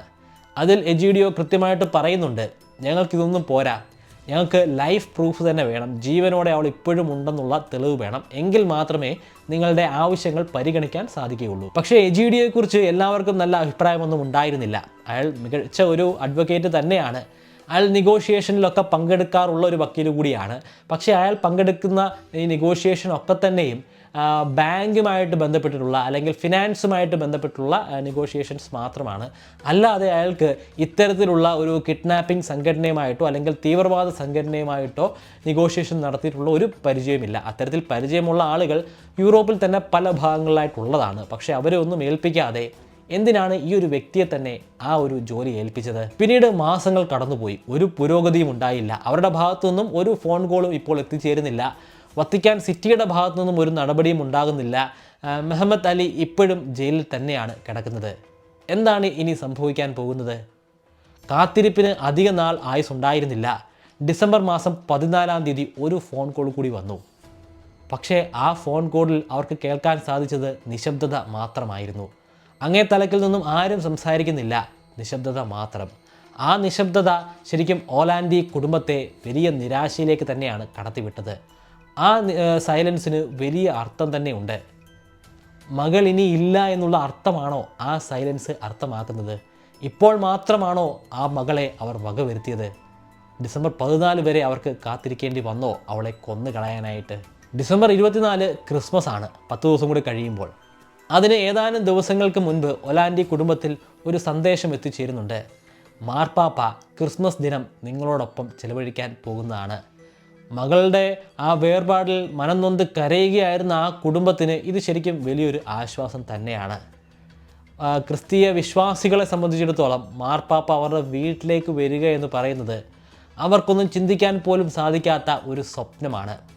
ക്രിസ്തീയ കുടുംബം മാത്രം എടുക്കണ്ട, ലോകത്തെ ഏതൊരു വീട്ടുകാരും ആഗ്രഹിക്കുന്ന ഒരു സന്ദർശനം തന്നെയായിരിക്കും. അത് മറ്റൊരു മതത്തിൽപ്പെട്ട ആളുകളാണെങ്കിലും മാർപ്പാപ്പയെ പോലുള്ള ഒരു വ്യക്തി അവരുടെ വീട്ടിലെത്തുന്നത് അവർക്ക് വലിയ ആശ്വാസവും സന്തോഷവും ഒക്കെ തന്നെയാണ്. ഒലാൻഡി കുടുംബത്തിനും ആ ദിവസം ഒരു സന്തോഷത്തിൻ്റെ ദിവസം തന്നെയായിരുന്നു. വിഷമങ്ങളൊക്കെ തന്നെയും മറക്കാൻ ആ ദിവസത്തിലെ കുറച്ച് നേരത്തെ മാർപ്പാപ്പയുടെ സന്ദർശനം അവരെ വലിയ രീതിയിൽ തന്നെ സഹായിക്കുകയുണ്ടായി. പിന്നീട് ഈ കേസിൽ പറയത്തക്ക ഒരു കാര്യവും സംഭവിക്കുന്നില്ല. വർഷങ്ങൾ കടന്നുപോയി. 2005 പിന്നീട് ഒരു സംഭവം നടക്കുന്നത്. അത് സാക്ഷാൽ മാർപ്പാപ്പയുടെ ജോൺ പോൾ രണ്ടാമൻ്റെ മരണമാണ്. സ്വാഭാവികമായിട്ടുള്ള അസുഖത്തെ തുടർന്നാണ് അദ്ദേഹം മരണമടയുന്നത്. ജേർണലിസ്റ്റ് ആൻഡ്രിയ പറയുന്നത് ആ മരണത്തോടു കൂടി തന്നെ ഈ രഹസ്യങ്ങളൊക്കെ തന്നെയും മണ്ണിനടിയിൽ അടക്കപ്പെട്ടു എന്നാണ്. ഇനി പുറം ലോകം ഒന്നും അറിയാൻ പോകുന്നില്ല എന്ന് ആൻഡ്രിയ വിശ്വസിച്ചു. പക്ഷേ അധിക ദിവസം കഴിയാതെ ഒരു പ്രോഗ്രാമിനിടയിൽ ഒരു അൺനോൺ നമ്പറിൽ നിന്നും റാഫേല എന്ന ഒരു മാധ്യമ പ്രവർത്തകയ്ക്ക് ഒരു സന്ദേശം ലഭ്യമാകുന്നുണ്ട്. പ്രേക്ഷകരുമായിട്ട് ഒരു സംവാദം നടത്താൻ സാധിക്കുന്ന തരത്തിലുള്ള ഒരു പരിപാടിയായിരുന്നു. ആ പരിപാടിയിലേക്ക് റാഫേലയ്ക്ക് ഒരു കോൾ വരികയാണ്. അതിലൂടെ പറയുന്നത്, ഇമ്മാനുവേലയ്ക്ക് എന്ത് സംഭവിച്ചു എന്ന് അറിയണമെങ്കിൽ നിങ്ങൾ ഞാൻ പറയുന്ന ഒരു പള്ളിയിലേക്ക് പോവുക, സെൻറ്റാ പൊലിനേറ എന്ന പള്ളി. ആ പള്ളിയിൽ ചെന്നു കഴിഞ്ഞാൽ അവിടെ അടക്കം ചെയ്തിരിക്കുന്ന ഒരു വ്യക്തിയുടെ കുഴിമാടം നിങ്ങൾക്ക് കാണാൻ സാധിക്കും, പള്ളിയുടെ ഉള്ളിൽ തന്നെ. ആ കുഴിമാടം കണ്ടു കഴിഞ്ഞാൽ നിങ്ങൾക്ക് ഒരു കാര്യം വ്യക്തമാകും. റെനേറ്റിനോ ഡെപ്പഡിസ്, അയാൾ കർഡിനാൽ പൊലേറ്റിക്ക് ചെയ്തു കൊടുത്ത ഒരു ഉപകാരത്തിൻ്റെ പ്രത്യുപകാരം. റഫേലയ്ക്ക് കാര്യം അപ്പോഴൊന്നും മനസ്സിലായില്ല. അവൾ പിന്നീടുള്ള അടുത്ത കോൺവെർസേഷനുകളിലേക്കൊക്കെ കടക്കുകയായിരുന്നു. പക്ഷേ അവിടെ ഉള്ളിൽ ഈ ഒരു വോയിസ് മെസ്സേജ് അലയടിക്കാൻ തുടങ്ങി. പിന്നീട് ആ പ്രോഗ്രാമിന് ശേഷം ആ വോയിസ് മെസ്സേജിൻ്റെ റെക്കോർഡ് രൂപം അവൾ വീണ്ടും കേൾക്കാൻ തുടങ്ങി. ആരാണ് ഈ റെനേറ്റിനോ ഡെപ്പഡിസ്? അവൾ ഗൂഗിളിലൊന്ന് പരതി നോക്കി. 15 വർഷങ്ങൾക്ക് മുൻപ് വെടിയേറ്റ് മരിച്ചിട്ടുള്ള ഒരു അധോലോക നായകൻ, അതാണ് റെനീറ്റോ ഡെപ്പഡിസ്. അയാൾക്കും ഈ കർഡിനാൾക്കും അതുപോലെ ഇമ്മാനുവേലേക്കും തമ്മിൽ എന്താണ് ബന്ധമുള്ളത്? ഈ പറഞ്ഞിരിക്കുന്ന പള്ളിയെക്കുറിച്ചും അവർ പരിശോധിച്ചപ്പോഴാണ് അവർക്ക് ഞെട്ടിക്കുന്ന ഒരു കാര്യം മനസ്സിലാക്കാൻ സാധിച്ചത്. ഈ പള്ളി വത്തിക്കാൻ്റെ കീഴിൽ വരുന്ന ഒരു VIP പള്ളി തന്നെയാണ്. അപ്പോൾ അധികം വൈകാതെ സെൻറ്റാ പൊലിനേറ എന്ന ആ പള്ളി ലക്ഷ്യമാക്കി യാത്ര തിരിച്ചു. ആ പള്ളി മൊത്തത്തിലൊന്ന് പരിശോധിച്ചു. അതിൻ്റെ ഉള്ളിൽ ഒരാളെ അടക്കം ചെയ്തിട്ടുണ്ട്. ആ അടക്കം ചെയ്തിട്ടുള്ള വ്യക്തിയുടെ പേരാണ് റെനീറ്റോ ഡെപ്പഡിസ്. ഒരു അധോലോക നായകൻ, നിരവധി ആളുകളുടെ മരണത്തിന് കാരണമായിട്ടുള്ള വ്യക്തി. ഒരു ഷൂട്ടൗട്ടിലൂടെ കൊല്ലപ്പെട്ടിട്ടുള്ള ഒരു കൊടൂര കുറ്റവാളി, ആ കുറ്റവാളിയെ എങ്ങനെയാണ് വത്തിക്കാൻ്റെ കീഴിൽ വരുന്ന ഒരു പ്രധാനപ്പെട്ട പള്ളിയിൽ അടക്കം ചെയ്തിരിക്കുന്നത്? അത് എന്തിനോ ഉള്ള ഒരു പ്രത്യുപകാരം ആയിരിക്കുകയില്ലേ? എന്തിനുള്ള പ്രത്യുപകാരം? അതും ഇമ്മാനുവേലേക്കും തമ്മിൽ എന്താണ് ബന്ധം? ആരാണ് കർദിനാൾ പൊലേറ്റി? കർദിനാൾ പൊലേറ്റിയെക്കുറിച്ചും അന്വേഷിച്ച് നോക്കി. അപ്പോഴാണ് ഞെട്ടിക്കുന്ന മറ്റു ചില വിവരങ്ങൾ കൂടി മനസ്സിലാക്കാൻ സാധിച്ചത്. ഒരുപാട് നെഗറ്റീവായിട്ടുള്ള കാര്യങ്ങളുള്ള സ്ത്രീകളോട്, പ്രത്യേകിച്ചും ചെറുപ്പക്കാരികളായിട്ടുള്ള സ്ത്രീകളോട് പ്രത്യേക താല്പര്യമുള്ള ഒരു കർദിനാളാണ് ഇയാൾ. ഇയാൾക്ക് വത്തിക്കാനിൽ വലിയ സ്ഥാനമാനങ്ങൾ തന്നെയാണ് ഉള്ളത്. മാർപ്പാപ്പയുമായിട്ട് ഇയാൾക്ക് വലിയ രീതിയിലുള്ള ഒരു ബന്ധവും ഉണ്ടായിരുന്നു. വെളിയിൽ വലിയ രീതിയിൽ പ്രചരിച്ചിട്ടില്ലാത്ത ഒരുപാട് പ്രശ്നങ്ങളുടെ കാരണക്കാരനാണ് ഇയാൾ. പക്ഷേ വത്തിക്കാൻ്റെയും അതുപോലെ മാർപ്പാപ്പയുടെയും സഹായത്താൽ ആ കേസുകളൊക്കെ തന്നെയും തുടച്ചു നീക്കപ്പെടുകയായിരുന്നു. അപ്പോൾ ഇയാൾക്കും ഇമ്മാനുവേലേക്കും തമ്മിൽ ഒരു ബന്ധമുണ്ട്. റെനാറ്റിനോയോട് ഇനി എന്തായാലും ഒരു ആശയവിനിമയം നടത്താൻ സാധിക്കുന്നതല്ല. അയാൾ മരണമടഞ്ഞിരിക്കുന്നു. ഇനിയിപ്പോൾ അയാൾ ജീവനോടുണ്ടെങ്കിൽ പോലും അയാളോട് പോയി സംസാരിക്കാനൊന്നും സാധിക്കുന്നില്ല. അയാളൊരു കൊടൂര കുറ്റവാളിയാണ്, ഒരു ഗാങ്സ്റ്റർ തന്നെയാണ്. അപ്പോൾ ആ ഒരു കാര്യത്തെക്കുറിച്ച് ചിന്തിക്കുകയേ വേണ്ട. പിന്നെയുള്ളത് ഈ കർദിനാളാണ്. കർദിനാളിനോടും ഇത്തരത്തിലുള്ളൊരു ആശയവുമായിട്ട് പോയി സംസാരിക്കാൻ സാധിക്കുന്നതല്ല. പിന്നെയുള്ളത് മരിച്ചുപോയ റെനാറ്റിനോയുടെ കാമുകിയായിട്ടുള്ള സബ്രീനയാണ്. സബ്രീനയുടെ പേര് ഈ ഇമ്മാനുവേലയുടെ കേസ് ഡയറിയിൽ വ്യക്തമായിട്ട് പരാമർശിച്ചിട്ടുണ്ട്. അത് റാഫേലിന് മനസ്സിലാകുന്നത് ആ കേസ് ഡയറി വായിച്ചപ്പോഴാണ്. അതിൻ്റെ അവസാന ഭാഗങ്ങൾ വ്യക്തമായിട്ട് പറഞ്ഞിട്ടുണ്ട്. ഇമ്മാനുവേല മിസ്സിംഗ് ആയതിനു ശേഷം സബ്രീന അവരെ കണ്ടിട്ടുണ്ടെന്ന്. ഇമ്മാനുവേലയെ തട്ടിക്കൊണ്ടുപോയത് തൻ്റെ കാമുകനായിട്ടുള്ള ഡെപ്പഡിസ് തന്നെയാണെന്ന്. പക്ഷേ പോലീസിൻ്റെ ഭാഗത്തു നിന്നും വലിയ നീക്കങ്ങളൊന്നും പിന്നീട് ഉണ്ടായിട്ടില്ല. വലിയ സംശയം തന്നെയാണ് ഇത് റാഫേലയിൽ ഉണ്ടാക്കിയത്. റാഫേല സബ്രീനയെ നേരിട്ട് പോയി കാണുന്നുണ്ട്. വളരെ പ്രയാസപ്പെട്ട് തന്നെയാണ് റാഫേല സബ്രീനയെ പോയി കാണുന്നത്.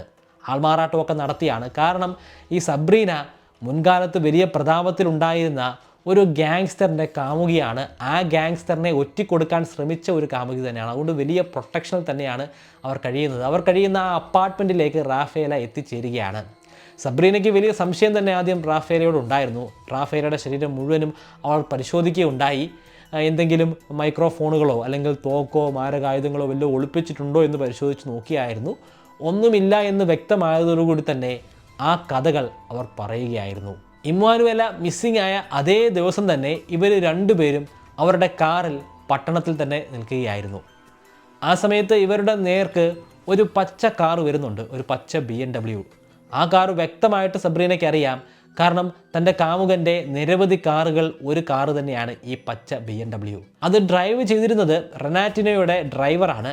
ആ ഡ്രൈവർ ആ കാറിൻ്റെ ഉള്ളിലുണ്ടായിരുന്ന പെൺകുട്ടിയെ കൂട്ടി ആ കാറിൻ്റെ ഉള്ളിലേക്ക് വന്നു. റെനാറ്റിനോ സബ്രീനയുടെ നേർക്ക് തിരിഞ്ഞിട്ട്, നീ 3-4 ദിവസത്തേക്ക് ഈ പെൺകുട്ടിയെ നിൻ്റെ മാതാപിതാക്കളുടെ വീട്ടിലേക്ക് കൊണ്ടുപോകണം. മാതാപിതാക്കൾ ഇപ്പോൾ ജീവനോടെ ഇല്ല, ഇവൾ മാത്രമാണ് ആ വീട്ടിലുള്ളത്. ആ വീട് റോമിൽ നിന്നും അല്പം അകലെയായിട്ടാണ് സ്ഥിതി ചെയ്യുന്നത്. ആ വീട്ടിൽ കുറച്ച് നാൾ ഇവളെ ഒന്ന് താമസിപ്പിക്കണം. കാര്യങ്ങളൊന്നും എന്നോട് ചോദിക്കരുത്. നമുക്ക് ചില കാര്യങ്ങളൊക്കെ നേടിയെടുക്കാനുണ്ട്. ആ നേടിയെടുക്കേണ്ടത് ഇവളെ വെച്ചിട്ടാണ്. ഇമ്മാനുവേലയിൽ വലിയ തളർച്ച തന്നെ കാണാൻ സാധിക്കുന്നുണ്ട്. അവൾ സ്വബോധത്തിലല്ല. അവളെ ആ ഡ്രൈവർ താങ്ങി പിടിച്ചിരിക്കുകയാണ്. ഡ്രൈവർ താങ്ങി പിടിച്ചുകൊണ്ടാണ് അവളെ ആ കാറിൻ്റെ ഉള്ളിലാക്കുന്നത്.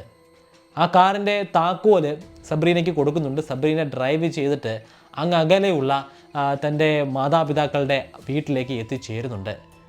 അധികം വൈകിയില്ല ആ വീട്ടിലേക്ക് അഡ്ലൈഡ് എന്ന പേരുള്ള ഒരു സ്ത്രീയും എത്തിച്ചേരുന്നുണ്ട്. ആ സ്ത്രീയെ റെനാറ്റിനോ അവിടേക്ക് അയച്ചതായിരുന്നു. അങ്ങനെ ഒരു സ്ത്രീയെ അയക്കുമെന്ന് റെനാറ്റിനോ സബ്രീനയോട് പറഞ്ഞിട്ടുണ്ടായിരുന്നു. അഡ്ലൈഡാണ് പിന്നീടുള്ള ദിവസങ്ങൾ ഇമ്മാനുവേലയുടെ കാര്യങ്ങളൊക്കെ തന്നെ നോക്കിയത്. ഇമ്മാനുവേലയെ ഒരു മുറിയിൽ പൂട്ടിയിട്ടിരിക്കുകയായിരുന്നു. ആ മുറിയിലേക്ക് സബ്രീനയ്ക്ക് പ്രവേശനം ഉണ്ടായിരുന്നില്ല. അഡ്ലൈഡ് മാത്രമാണ് അവിടേക്ക് പ്രവേശിച്ചത്. അഡ്ലൈഡ് പ്രവേശിക്കുന്നത് കയ്യിൽ ചില മരുന്നുകളുമായിട്ടൊക്കെയാണ്. സബ്രീനയ്ക്ക് വ്യക്തമായിട്ട് മനസ്സിലായി ഇതിലെന്തൊക്കെയോ പ്രശ്നങ്ങളുണ്ട്. പക്ഷേ തൻ്റെ കാമുകൻ ഇത്തരത്തിലുള്ളൊരു വ്യക്തി ആയതുകൊണ്ട് തന്നെ അവൾ ഇതുമായിട്ടൊക്കെ യൂസ്ഡ് ആയിട്ടുള്ള ഒരു സ്ത്രീ തന്നെ ആയിരുന്നു. അതുകൊണ്ട് ഇത് കാര്യമായിട്ടൊന്നും അവർ എടുത്തില്ല. ഇത്തരത്തിൽ നിരവധി ഡ്രഗ്സ് കൊടുത്ത് എപ്പോഴും ഇമ്മാനുവേലയെ അബോധാവസ്ഥയിൽ തന്നെ നിലനിർത്തുകയാണ് ഉണ്ടായത്. ചില സമയങ്ങളിലൊക്കെ ഉറക്കെ മുരളുന്നതായിട്ട് സബ്രീനയ്ക്ക് കേൾക്കാമായിരുന്നു. എനിക്ക് ഈ വേദന സഹിക്കാൻ പറ്റുന്നില്ല എന്നൊക്കെ ഒരു മുരൾച്ചയുടെ ശബ്ദത്തിൽ ആ മുറിയിൽ നിന്നും ഇമ്മാനുവേല ഉറക്കെ പറയുന്നുമുണ്ടായിരുന്നു. സബ്രീനയ്ക്ക് വലിയ വിഷമം തന്നെ തോന്നി. പക്ഷേ അവൾക്ക് ഒന്നും തന്നെ ചെയ്യാൻ സാധിക്കുമായിരുന്നില്ല. അവൾക്ക് ശരിക്കും പറഞ്ഞാൽ അവളുടെ കാമുകനെ വലിയ ഭയവുമായിരുന്നു. ആ കാമുകനെതിരെ തിരിയുകയാണെങ്കിൽ തന്നെ ഇല്ലായ്മ ചെയ്യാൻ പോലും അയാൾ മുതിരുന്നതാണ്. അധിക ദിവസം വൈകാതെ തന്നെ സെബ്രീന TV ന്യൂസിലൂടെ മിസ്സിംഗ് ആയിട്ടുള്ള ഈ പെൺകുട്ടിയുടെ വാർത്ത കേട്ടറിയാൻ തുടങ്ങി. ആ ന്യൂസിൽ ഭിത്തിയിൽ പതിപ്പിച്ചിരിക്കുന്ന പോസ്റ്ററുകൾ ഉണ്ടായിരുന്നു. ആ പോസ്റ്ററിൽ വ്യക്തമായിട്ട് തന്നെ ഇമ്മാനുവലയുടെ മുഖവും ഉണ്ടായിരുന്നു. സബ്രീനയ്ക്ക് വ്യക്തമായി ഇത് ആ പെൺകുട്ടി തന്നെയാണ്. പക്ഷേ ഇത്രയും മുടിയില്ല, അവളുടെ മുടി കട്ട് ചെയ്ത് കളഞ്ഞിരിക്കുന്നു. എന്നാലും വ്യക്തമാണ് ഇത് ആ പെൺകുട്ടി തന്നെയാണ്. റെനറ്റിനോ പിന്നീട് ആ വീട്ടിലേക്ക് വരുമ്പോൾ റെനറ്റിനോട് ചോദിക്കുന്നുണ്ട്, നിങ്ങൾ എന്താണ് ഈ കാണിക്കുന്നത്? ഇവളെ അന്വേഷിച്ചല്ലേ ഈ ലോകം മുഴുവനും പരതുന്നത്? എന്തിനാണ് ഇവളെ ഇവിടെ ഇങ്ങനെ തടവിൽ പാർപ്പിച്ചിരിക്കുന്നത്? നിനക്കറിയുകയില്ല, നമുക്ക് കുറേ അവകാശങ്ങൾ നേടിയെടുക്കാനുണ്ട്. നമുക്ക് അധികാരം വേണം. ആ അധികാരത്തിലൂടെ മാത്രമേ നമുക്കിവിടെ പിടിച്ചു നിൽക്കാൻ സാധിക്കുകയുള്ളൂ. അതിനുള്ള ഒരു തുറുപ്പ് ചീട്ടാണ് ഈ പെൺകുട്ടി. പിന്നീട് അധിക ദിവസമൊന്നും ഇമ്മാനുവലെ റെനാറ്റിനോ അവിടെ നിർത്തുന്നില്ല. ഒരു 10 ദിവസം അവിടെ നിന്നിട്ടുണ്ടായിരിക്കും. 10 ദിവസങ്ങൾക്ക് ശേഷം റെനാറ്റിനോ അവളെ അവിടെ നിന്നും കൂട്ടിക്കൊണ്ട് പോവുകയായിരുന്നു. എവിടേക്കാണ് കൊണ്ടുപോകുന്നതെന്ന് സബ്രീന ചോദിക്കുന്നുണ്ട്. അപ്പോൾ അയാൾ പറയുന്നത് ഒരു അപ്പാർട്ട്മെൻറ്റിൻ്റെ പേരാണ്. ആ അപ്പാർട്ട്മെൻറ്റ് സ്ഥിതി ചെയ്യുന്നത് വിയ പിഗ്നാറ്റലി എന്ന് പറയുന്ന ഒരു പ്രദേശത്താണ്. അവിടെ ഉണ്ടായിരിക്കുന്ന അപ്പാർട്ട്മെൻറ്റിനെ കുറിച്ച് വ്യക്തമായിട്ട് സബ്രീനയ്ക്ക് അറിയാവുന്നതാണ്. മുൻപ് ഇവൾ അവിടെ പോയിട്ടുണ്ട്. അവിടെയുള്ള പല കാര്യങ്ങളെക്കുറിച്ചും പല മുറികളെക്കുറിച്ചും കൃത്യമായിട്ട് തന്നെ റാഫേലയ്ക്ക് അവൾ വിവരിച്ചു കൊടുത്തു. അവിടെ എത്ര മുറികളുണ്ട്, എത്ര നിലകളുണ്ട്, ഓരോ മുറിയിലും എന്തൊക്കെ കാര്യങ്ങളാണുള്ളത്, എല്ലാ കാര്യങ്ങളും വ്യക്തമായിട്ട് തന്നെ പറഞ്ഞു കൊടുക്കുകയുണ്ടായി. പിന്നീട് കുറച്ച് ദിവസങ്ങൾ കൂടി കഴിഞ്ഞ് റെനാറ്റിനെയും സെബ്രീനയും സിറ്റിയിലൂടെ വാഹനത്തിൽ സഞ്ചരിച്ചു കൊണ്ടിരിക്കുകയായിരുന്നു. അല്പദൂരം യാത്ര ചെയ്തതിന് ശേഷം അവർ വാഹനം അവിടെ നിർത്തി. ഒരു 5 മിനിറ്റ് കഴിഞ്ഞിട്ടുണ്ടായിരിക്കും. അപ്പോഴേക്കും മറ്റൊരു കാറ് അവിടേക്ക് വരികയുണ്ടായി. റെനാറ്റിനയുടെ മറ്റൊരു കാറ് തന്നെയായിരുന്നു ആ കാറ്. ആ കാറ് ഡ്രൈവ് ചെയ്തിരുന്നത് ഒരു പെൺകുട്ടിയാണ്. ആ പെൺകുട്ടിയെ ആദ്യമായിട്ടാണ് സബ്രീന കാണുന്നത്. ആ പെൺകുട്ടിക്ക് പുറമെ മറ്റൊരു പെൺകുട്ടി കൂടി ആ വാഹനത്തിലുണ്ടായിരുന്നു. അബോധാവസ്ഥയിൽ കിടക്കുന്ന ഇമ്മാനുവല എന്ന പെൺകുട്ടി. വാഹനം അവിടെ നിർത്തിയതിന് ശേഷം ആ വാഹനം ഓടിച്ചിരുന്ന സ്ത്രീ റെനാറ്റിനയുടെ അടുത്തേക്ക് എത്തിച്ചേരുന്നുണ്ട്. റെനാറ്റിനോ സെബ്രീനയുടെ നേർക്ക് നോക്കിയിട്ട് ഒരു ഉപകാരം കൂടി നീ എനിക്ക് ചെയ്തു തരണമെന്ന് പറയുന്നുണ്ട്. നീ ആ വാഹനവും ഓടിച്ചുകൊണ്ട് ഇവിടെ നിന്നും അല്പം മാറിയുള്ള വത്തിക്കാൻ സിറ്റിക്കുള്ളിലുള്ള പെട്രോൾ പമ്പിൽ എത്തിച്ചേരണം. അവിടെ ഒരു കറുത്ത മേഴ്സിഡസിൽ ഒരു വ്യക്തി ഉണ്ടായിരിക്കും. അയാൾ ഈ പെൺകുട്ടിയെ കൊണ്ടുപോകുന്നതാണ്. സബ്രീനയ്ക്ക് വലിയ ആശങ്കയും ഭയവും ഉണ്ടായി. ഈ വാഹനവുമായിട്ട് ഞാൻ അവളെ കൊണ്ടുപോവുകയാണെങ്കിൽ, പോകുന്ന വഴിക്ക് പോലീസുകാരെന്നെ പിടിക്കുകയാണെങ്കിൽ തീർച്ചയായിട്ടും ഞാൻ അകത്താകും. പക്ഷേ ഈ ഒരു വിഷമം അവൾ റെനാറ്റിനോട് പറയുന്നില്ല. അവൾ അത് സമ്മതിച്ചു. ആ വാഹനത്തിലേറി ഏകദേശം 7 മിനിറ്റോളം യാത്ര ചെയ്തിട്ടാണ് പെട്രോൾ പമ്പിൽ എത്തിച്ചേരുന്നത്. ആ യാത്രക്കിടയിൽ അവൾ പലപ്പോഴും ഇമ്മാനുവലയോട് സംസാരിക്കാനായിട്ട് ശ്രമിക്കുന്നുണ്ടായിരുന്നു. എന്താണ് നിൻ്റെ പേര്? നിൻ്റെ പേര് ഇമ്മാനുവല എന്നല്ലേ? പക്ഷേ അതിന് മറുപടിയായിട്ട് ഇമ്മാനുവല ഒന്നും തന്നെ മിണ്ടുന്നില്ല.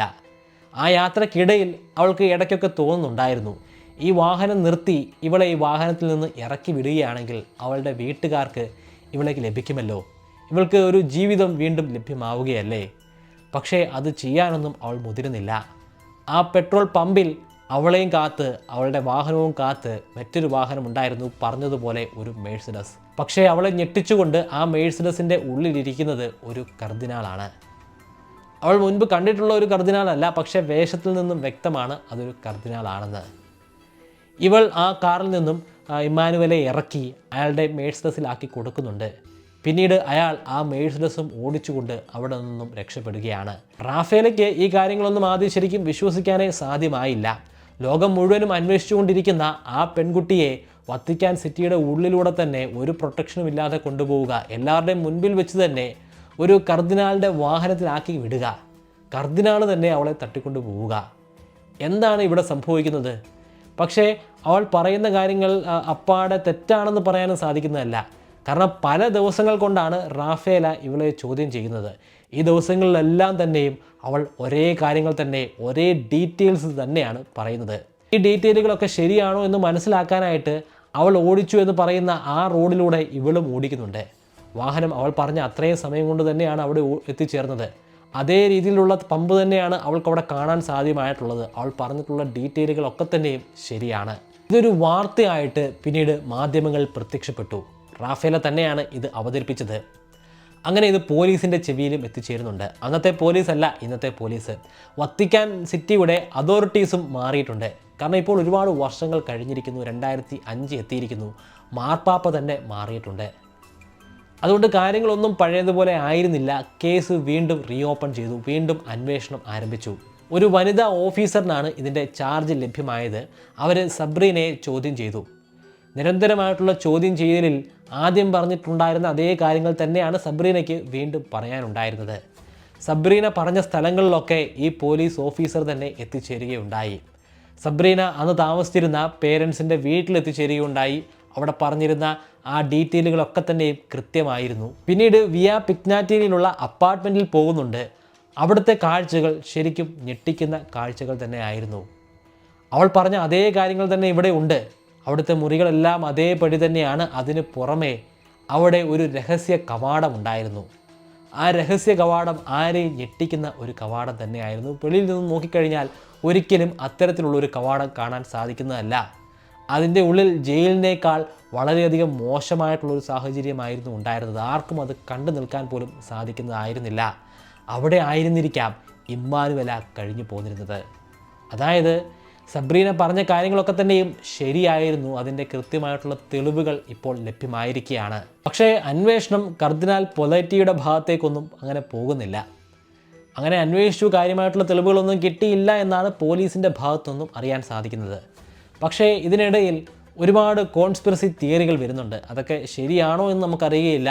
പക്ഷേ ചില കാര്യങ്ങളൊക്കെ ശരിയാകാനുള്ള സാധ്യത വളരെയധികം കൂടുതലുമാണ്. ഇപ്പോൾ ഈ ഒരു കാലഘട്ടത്തിൽ പോലും അതുമായി ബന്ധപ്പെട്ടിട്ടുള്ള നിരവധി പ്രഖ്യാപനങ്ങൾ നടന്നുകൊണ്ടിരിക്കുകയാണ്. നമുക്ക് അതിലൂടെ തന്നെ ഒന്ന് കടന്നു പോകാം. റെനാറ്റിനോയുടെ മാഫിയ വലിയ രീതിയിലുള്ള പണം തന്നെ സമ്പാദിച്ചിട്ടുണ്ടായിരുന്നു. പക്ഷേ അതൊക്കെ എങ്ങനെയാണ് ബാങ്കിൽ ഡെപ്പോസിറ്റ് ചെയ്യാൻ സാധിക്കുന്നത്? അയാൾക്കത് ഡെപ്പോസിറ്റ് ചെയ്യാൻ സാധിക്കുന്ന ഒരു ബാങ്ക് തന്നെ ലഭ്യമായി. അതും ഇറ്റലിയിൽ തന്നെ, ഒരു ഇറ്റാലിയൻ ബാങ്കാണ്. റോബർട്ടോ കാൽവി എന്ന പ്രശസ്തനായിട്ടുള്ള ഒരു വ്യക്തിയുടെ സ്വന്തം സ്ഥാപനം തന്നെയാണ്. റോബർട്ടോ കാൽവി ഗോഡ്സ് ബാങ്കർ എന്നൊരു വിശേഷണത്തിന് കൂടി അർഹനായിട്ടുള്ള വ്യക്തിയാണ്. കാരണം വത്തിക്കാൻ സിറ്റിയുമായിട്ട് അയാൾക്ക് അഗാധമായിട്ടുള്ള ഒരു ബന്ധമുണ്ട്. അതുകൊണ്ടാണ് അയാളെ അപ്രകാരം വിശേഷിപ്പിക്കുന്നത്. റോബർട്ടോ കാൽവിയെ റെനാറ്റിനോ നേരിട്ട് പോയി കാണുന്നുണ്ട്. അയാളുടെ കയ്യിൽ വലിയ അളവിലുള്ള പണം തന്നെയുണ്ട്. ആ പണം പക്ഷേ നിക്ഷേപിക്കാനായിട്ട് ഒരു സ്ഥലവുമില്ല. റോബർട്ടോ കാൽവി ആ പണം സ്വീകരിക്കാമെന്ന് സമ്മതിക്കുന്നുണ്ട്. ആ പണം വെളുപ്പിക്കാനായിട്ട് അയാളുടെ പക്കൽ ചില മാർഗങ്ങളൊക്കെ ഉണ്ടായിരുന്നു. കാരണം വത്തിക്കാൻ സിറ്റിയിലെ ബാങ്കുമായിട്ട് ഇയാൾക്ക് നേരിട്ടൊരു ബന്ധവുമുണ്ട്. വത്തിക്കാൻ സിറ്റിയിലെ ആ ബാങ്ക് മറ്റുള്ള ബാങ്കുകൾ പോലുള്ള ഒരു ബാങ്ക് ആയിരുന്നില്ല. കാരണം അത് ശരിക്കും വത്തിക്കാൻ സിറ്റിയുടെ ഭാഗമായിട്ടുള്ളൊരു ബാങ്കാണ്. വത്തിക്കാൻ സിറ്റി ഒരു ജനാധിപത്യ രാജ്യമല്ല, മൊണാർക്കിയാണ്. അവിടുത്തെ നിയമങ്ങളൊക്കെ പോപ്പ് തീരുമാനിക്കുന്നത് പോലെയാണ്, അല്ലെങ്കിൽ വത്തിക്കാൻ സിറ്റി തീരുമാനിക്കുന്നത് പോലെയാണ്. അതുകൊണ്ട് അവിടേക്ക് പണം എത്ര വേണമെങ്കിലും പമ്പ് ചെയ്യാനായിട്ട് സാധിക്കുന്നതാണ്. ഇങ്ങനെ മാഫിയയിൽ നിന്നും എടുക്കുന്ന പണം ഈ വത്തിക്കാൻ ബാങ്കിലേക്ക് അയാൾ ട്രാൻസ്ഫർ ചെയ്തു. അങ്ങനെ കോടിക്കണക്കിന് പൈസയാണ് വത്തിക്കാൻ ബാങ്കിൽ എത്തിച്ചേരുന്നത്. വത്തിക്കാൻ ബാങ്ക് അത് ചെറിയ ഷെൽ കമ്പനികളിലേക്ക് ട്രാൻസ്ഫർ ചെയ്യുകയാണ്. ഷെൽ കമ്പനികളിൽ നിന്നും മടക്കി ആ പണം വത്തിക്കാൻ ബാങ്കിലേക്ക് എത്തിച്ചേരുന്നു. ആ പണം തിരികെ ഈ ഇറ്റാലിയൻ ബാങ്കിലേക്ക് കൊണ്ടുവരാം. അവിടെ നിന്ന് പിന്നീട് റോബർട്ടോ കാൽവിക്ക് പണം എടുക്കാൻ സാധിക്കുമെന്നൊക്കെ ആയിരുന്നു ധാരണ. പക്ഷേ ഇവിടെ ചെറിയൊരു പിശക് സംഭവിക്കുന്നുണ്ട്. റോബർട്ടോ കാൽവിക്ക് വലിയ രീതിയിലുള്ളൊരു വിധേയത്വമാണ് വത്തിക്കാൻ ബാങ്കിനോടും മാർപ്പാപ്പയോടും ഉണ്ടായിരുന്നത്. മാർപ്പാപ്പയ്ക്ക് വലിയ രീതിയിലുള്ള പണത്തിൻ്റെ ആവശ്യമുണ്ടായിരുന്നു. കാരണം സോവിയറ്റ് യൂണിയൻ തന്നെയാണ്, സോവിയറ്റ് യൂണിയനുമായിട്ട് നടന്നുകൊണ്ടിരിക്കുന്ന കോൾഡ് വാർ തന്നെയാണ്. പോളണ്ടിൽ വലിയ സമരങ്ങൾ നടക്കുകയാണ്. ജോൺ പോൾ രണ്ടാമൻ്റെ ജന്മരാജ്യമാണ് പോളണ്ട്. പോളണ്ട് ഒരിക്കലും സോവിയറ്റ് യൂണിയൻ ഭരിക്കാൻ പാടില്ല, അല്ലെങ്കിൽ അവിടെ കമ്മ്യൂണിസം വരാൻ പാടില്ല. അവിടെ ആൻറ്റി കമ്മ്യൂണിസ്റ്റ് ഗ്രൂപ്പുകൾ സമരങ്ങൾ നടത്തുന്നുണ്ട്. പക്ഷേ അവർക്ക് വലിയ സാമ്പത്തിക സ്രോതസ്സൊന്നുമില്ല. അതുകൊണ്ട് തന്നെ വലിയ മൂർച്ചയുള്ള സമരങ്ങളൊന്നുമല്ല അവിടെ നടക്കുന്നത്. പക്ഷേ കോടികൾ അവിടേക്ക് പമ്പ് ചെയ്യാൻ സാധിക്കുകയാണെങ്കിൽ അവിടുത്തെ കമ്മ്യൂണിസത്തെ അട്ടിമറിക്കാൻ ഇവർക്ക് സാധ്യമാകുന്നതാണ്. ആ ഫണ്ട് കൊടുക്കാമെന്ന് തന്നെ മാർപ്പാപ്പ തീരുമാനിക്കുന്നു. മാർപ്പാപ്പ ഇങ്ങനെ വത്തിക്കാൻ ബാങ്കിലൂടെ ധാരാളമായിട്ട് കോടിക്കണക്കിന് പണം പോളണ്ടിലേക്ക് പമ്പ് ചെയ്യുകയാണ്. ആ പണം എവിടെ നിന്നാണ് വരുന്നത്? അവിടെ നിക്ഷേപിച്ചിട്ടുള്ള ആളുകളുടെ പണം പമ്പ് ചെയ്യാനായിട്ട് സാധിക്കുകയില്ല. പക്ഷേ റോബർട്ടോ കാൽവിയിലൂടെ വലിയ രീതിയിലുള്ള ബ്ലാക്ക് മണി വത്തിക്കാൻ ബാങ്കിൽ എത്തിച്ചേരുന്നുണ്ട്. അത് അതേപടി പോളണ്ടിലേക്ക് കൈമാറുകയാണ് ചെയ്തത്. റോബർട്ടോ കാൽവിക്ക് മറുത്തൊന്നും ചെയ്യാൻ സാധിക്കുമായിരുന്നില്ല. കാരണം അയാൾക്ക് വത്തിക്കാൻ അത്രയും പ്രിയപ്പെട്ട ഒരു സ്ഥലം തന്നെ ആയിരുന്നു. അവരുമായിട്ട് വലിയ വിധേയത്വം തന്നെ ഉണ്ടായിരുന്നു. പിന്നീട് റെനാറ്റിനോ പണം തിരികെ ആവശ്യപ്പെട്ടപ്പോൾ റോബർട്ടോ കാൽവി കൈമലർത്തുകയായിരുന്നു ചെയ്തത്. ആ പണം തരാൻ സാധിക്കുന്നതല്ല, അത് വത്തിക്കാൻ്റെ പക്കലാണ് ഉള്ളത്. വത്തിക്കാനിൽ നിന്നും ആ പണം എങ്ങനെയാണ് തിരിച്ചെടുക്കാൻ സാധിക്കുന്നത്? ബ്ലാക്ക് മെയിലിങ്ങിലൂടെ സാധ്യമായേക്കും. ഇങ്ങനൊരു ബ്ലാക്ക് മണി വത്തിക്കാൻ ബാങ്കിലേക്ക് വന്ന കാര്യം പുറം ലോകത്തിന് അറിയുകയില്ല. ആ പണം പോളണ്ടിലേക്ക് പമ്പ് ചെയ്യുന്ന കാര്യവും പുറം ലോകത്തിന് അറിയുകയില്ല. കാരണം മാർപ്പാപ്പയ്ക്ക് അങ്ങനെ ഒരു ബ്ലാക്ക് മണിയുമായിട്ടുള്ള ഇടപാട് ഉണ്ടാവാൻ പാടില്ല. അങ്ങനെ ഉണ്ടായിക്കഴിഞ്ഞാൽ അത് സഭയ്ക്ക് തന്നെ വലിയ നാണക്കേട് തന്നെയാണ്. അപ്പോൾ ഇതൊരിക്കലും വത്തിക്കാൻ വെളിയിൽ വിടുകയില്ല. വത്തിക്കാൻ സിറ്റിയിൽ നിന്ന് തന്നെ ഒരു പെൺകുട്ടിയെ തട്ടിക്കൊണ്ടു പോവുക, അതിനുശേഷം വില പേശുക, മാർപ്പാപ്പ ആ പണം തിരികെ തരുമ്പോൾ പെൺകുട്ടിയെ വെറുതെ വിടുക. ഇതാണ് അവർ പ്ലാൻ ചെയ്തത്. ഇതനുസരിച്ചിട്ടാണ് ഇമ്മാനുവലെ തട്ടിക്കൊണ്ടു പോകുന്നത്. ഇമ്മാനുവല ബാർബറ എന്ന പേര് സ്വീകരിച്ചു. അവൾ ഒളിച്ചോടാനുള്ള ശ്രമത്തിലാണെന്നുള്ളൊരു ബോധ്യം വീട്ടുകാരിൽ വരുത്താൻ വേണ്ടിയിട്ടാണ് 2 ഫോൺ കോളുകൾ ആ തട്ടിക്കൊണ്ടു പോകലിന് ശേഷം നടക്കുന്നത്. ഇതേ സമയത്ത് തന്നെ മാർപ്പാപ്പയുടെ ഓഫീസിലേക്ക് ഒരു റാൻസം കോളും വന്നിട്ടുണ്ടായിരിക്കും. അവർ അവിടെ ആവശ്യപ്പെട്ടത് തീർച്ചയായിട്ടും മുഹമ്മദ് അലിയെക്കുറിച്ചുള്ള, അല്ലെങ്കിൽ മുഹമ്മദ് അലിയെ വെറുതെ വിടണമെന്നുള്ള കാര്യമായിരിക്കുകയില്ല, അവരുടെ പണം തിരികെ തരണമെന്നുള്ള കാര്യമായിരിക്കണം. ആ പണം തരാനായിട്ട് റാൻസം കോൾ നടത്തി. പക്ഷേ മാർപ്പാപ്പ സമ്മതിച്ചിട്ടുണ്ടായിരിക്കുകയില്ല. അതുകൊണ്ടാണ് മാർപ്പാപ്പ 12 ദിവസങ്ങൾ കഴിഞ്ഞിട്ട് എല്ലാ ആളുകളെയും അഭിസംബോധന ചെയ്തുകൊണ്ട് തട്ടിക്കൊണ്ടു പോയവർ എത്രയും പെട്ടെന്ന് ആ പെൺകുട്ടിയെ വെറുതെ വിടണമെന്ന് പറഞ്ഞത്. അല്ലാതെ ആ പണം തരണമെന്നുള്ള റാൻസം കോളിന് പോസിറ്റീവായിട്ടുള്ള ഒരു മറുപടി കൊടുക്കുകയായിരുന്നില്ല. അതുകൊണ്ടാണ് അടുത്ത ദിവസം മുതൽ മറ്റൊരു രീതിയിൽ ഈ വീട്ടുകാരെ കോൾ ചെയ്യാനായിട്ട് തുടങ്ങിയത്. അത് മാർപ്പാപ്പയെ കൊല്ലാൻ ശ്രമിച്ച ഒരാളെ വെറുതെ വിടാൻ വേണ്ടിയാണ്. അങ്ങനെ വെറുതെ വിട്ടുകഴിഞ്ഞാൽ മാർപ്പാപ്പയ്ക്ക് തന്നെയാണ് ക്ഷീണം. കാരണം അയാൾ വെളിയിൽ ഇറങ്ങിക്കഴിഞ്ഞാൽ ആദ്യം കൊല്ലുന്നത് മാർപ്പാപ്പയാണ്. മാർപ്പാപ്പയ്ക്ക് ജീവന് മേൽ വലിയ ഭീതി ഉണ്ടാകുന്നതാണ്. അപ്പോൾ അങ്ങനെ വെറുതെ വിടാനായിട്ട് വീട്ടുകാരും നാട്ടുകാരും അതുപോലെ ലോകം തന്നെ വലിയ രീതിയിൽ പ്രഷർ ചെലുത്തുന്നതാണ്. അപ്പോൾ ആ സമയത്ത് പണം കൊടുത്തു കഴിഞ്ഞാൽ ഇമ്മാനുവലെ അവർ റിലീസ് ചെയ്യുന്നതാണ്. മുഹമ്മദ് അലിയെ വെറുതെ വിടേണ്ട ആവശ്യമുണ്ടാകുന്നുമില്ല. എങ്ങനെയാണ് റെനാറ്റിനയുടെ ശവശരീരം ആ പള്ളിയിൽ അടക്കം ചെയ്യപ്പെട്ടത്? അതുമായി ബന്ധപ്പെട്ട് ഒരു കോൺസ്പിറസി തിയറി ഉണ്ട്. ആ തിയറി അനുസരിച്ച് ശരിക്കും ശവശരീരം അടക്കം ചെയ്തത് മറ്റൊരു പള്ളിയിലായിരുന്നു. എന്നാൽ ഇത്തരത്തിലുള്ള ഒരു സംശയം ജനിപ്പിക്കാൻ വേണ്ടിയിട്ട് ആരോ മനഃപൂർവ്വം ആ ശവപ്പെട്ടി അവിടെ നിന്ന് നീക്കം ചെയ്ത് ഇവിടെ കൊണ്ടുപോയി അടക്കം ചെയ്തു എന്നാണ് കോൺസ്പിറസി തിയറി. പക്ഷേ അത് സാധൂകരിക്കുന്ന തെളിവുകളൊന്നും തന്നെ ലഭ്യമായിട്ടില്ല. ഇമ്മാനുവലയുമായി ബന്ധപ്പെട്ട് എന്തെങ്കിലും തെളിവുകൾ ആ ശവപ്പെട്ടിയുടെ ഉള്ളിൽ നിന്ന് ലഭ്യമാകുമെന്നുള്ള പ്രതീക്ഷയോടുകൂടി തന്നെ പോലീസ് ആ ശവകുടീരം തുറക്കുന്നുണ്ട്. തുറന്നെടുത്തപ്പോൾ അതിൻ്റെ ഉള്ളിൽ അടക്കം ചെയ്തിരിക്കുന്നത് റെനീറ്റോ തന്നെയാണെന്ന് മനസ്സിലാക്കാൻ സാധിച്ചു. പക്ഷേ അവരെ ഞെട്ടിച്ചുകൊണ്ട് അതിൻ്റെ ഉള്ളിൽ നിന്നും ചില പെട്ടികൾ ലഭ്യമായി. ആ പെട്ടികളുടെ ഉള്ളിലൊക്കെ വ്യത്യസ്തരായിട്ടുള്ള ആളുകളുടെ അസ്ഥികളായിരുന്നു. നിരവധി ആളുകളുടെ അസ്ഥികൾ ഉണ്ടായിരുന്നു. പക്ഷേ അവരൊക്കെ ആരാണെന്നോ എങ്ങനെയുള്ള ആളുകളാണെന്നോ മനസ്സിലാക്കാൻ സാധിച്ചിട്ടില്ല. സ്ത്രീകളുടെ തന്നെ ശവശരീരത്തിൻ്റെ അസ്ഥികളായിരുന്നു. പക്ഷേ അതിലൊന്നുപോലും ഇമ്മാനുവേലയുടെ അസ്ഥി ആയിരുന്നില്ല. പിന്നീട് വത്തിക്കാൻ്റെ കീഴിൽ വരുന്ന നിരവധി പള്ളികളിലെ സെമിത്തേരികളിൽ റെയ്ഡ് നടത്തിയിട്ടുണ്ട്. സംശയം തോന്നിയിട്ടുള്ള ശവക്കല്ലറുകളൊക്കെ തുറന്ന് പരിശോധിച്ചിട്ടുണ്ട്. അവിടെയൊക്കെ ശരിക്കും പറഞ്ഞാൽ ഞെട്ടിക്കുന്ന പല കാര്യങ്ങളുമാണ് മനസ്സിലാക്കാൻ സാധിച്ചത്. ചില ആളുകളുടെ ശവകുടീരം എന്ന പേരിൽ പറയുന്ന ശവകുടീരത്തിൻ്റെ ഉള്ളിൽ അസ്ഥികളൊന്നും ഉണ്ടായിരുന്നില്ല. മറ്റ് ചിലതിൽ പല ആളുകളുടെയും അസ്ഥികൂടങ്ങൾ കണ്ടുകിട്ടിയിരുന്നു. ചില സ്ഥലങ്ങളിലൊക്കെ കണ്ടുകിട്ടാതിരുന്നത് വലിയ VIP-കളുടെ ശവകുടീരമാണ്. പല രാജ്യങ്ങളുടെയും മുൻപുണ്ടായിരുന്ന രാജാക്കന്മാരുടെയും അതുപോലെ റാണിമാരുടെയും ഒക്കെ, അല്ലെങ്കിൽ അവരുടെ പിൻതലമുറക്കാരുടെയും ഒക്കെ അസ്ഥികൂടമാണ്. അതൊക്കെയാണ് ഈ VIP പള്ളികളിലൊക്കെ അടക്കം ചെയ്യുന്നത്. ഈ അസ്ഥികളൊക്കെ എങ്ങനെ മിസ്സായി? അത് നമുക്ക് അവിടെ നിന്ന് ലഭ്യമായിട്ടുള്ള മറ്റ് പലരുടെയും അസ്ഥികൾ, ആ അസ്ഥികൾ ആരുടെയൊക്കെ അസ്ഥികളാണ്? വലിയ വിവാദത്തിന് തന്നെയാണ് അത് തിരി കൊടുത്തത്. പക്ഷേ അതുമായി ബന്ധപ്പെട്ടിട്ടുള്ള ഒരു സൂചനകളും ഒരു തെളിവുകളും ഇപ്പോഴും നമുക്ക് ലഭ്യമായിട്ടില്ല. ശരിക്കും പറഞ്ഞാൽ അവിടെ അങ്ങനെ ഒരു അന്വേഷണം നടത്താൻ പോലും സാധിക്കുകയില്ല എന്നതാണ് സത്യം. കാരണം അവിടെ പ്രതിക്കൂട്ടിൽ വരുന്നത് വത്തിക്കാനാണ്. വത്തിക്കാൻ്റെ രാജ്യമാണത്. അപ്പോൾ അവിടെ എങ്ങനെയാണ് വത്തിക്കാനെതിരെ തന്നെ വത്തിക്കാന് ഒരു അന്വേഷണം നടത്താൻ സാധിക്കുന്നത്? വലിയ വിവാദങ്ങളുടെ കോൺസ്പിറസി തിയറികൾ പിന്നെയും അവസാനിക്കുന്നില്ല. വത്തിക്കാൻ തന്നെ കേന്ദ്രീകരിച്ച് പ്രവർത്തിക്കുന്ന ഒരു എക്സോർസിസ്റ്റ് ആയിട്ടുള്ള ഗബ്രിയേൽ പോലീസുകാരെയാണ് പ്രതിക്കൂട്ടിലാക്കിയത്. അയാൾ പറഞ്ഞത് ഇത്തരത്തിൽ പോലീസ് ഫോഴ്സ് തന്നെ പല സ്ത്രീകളെയും ഇങ്ങനെ തട്ടിക്കൊണ്ട് പോകുന്നുണ്ട്.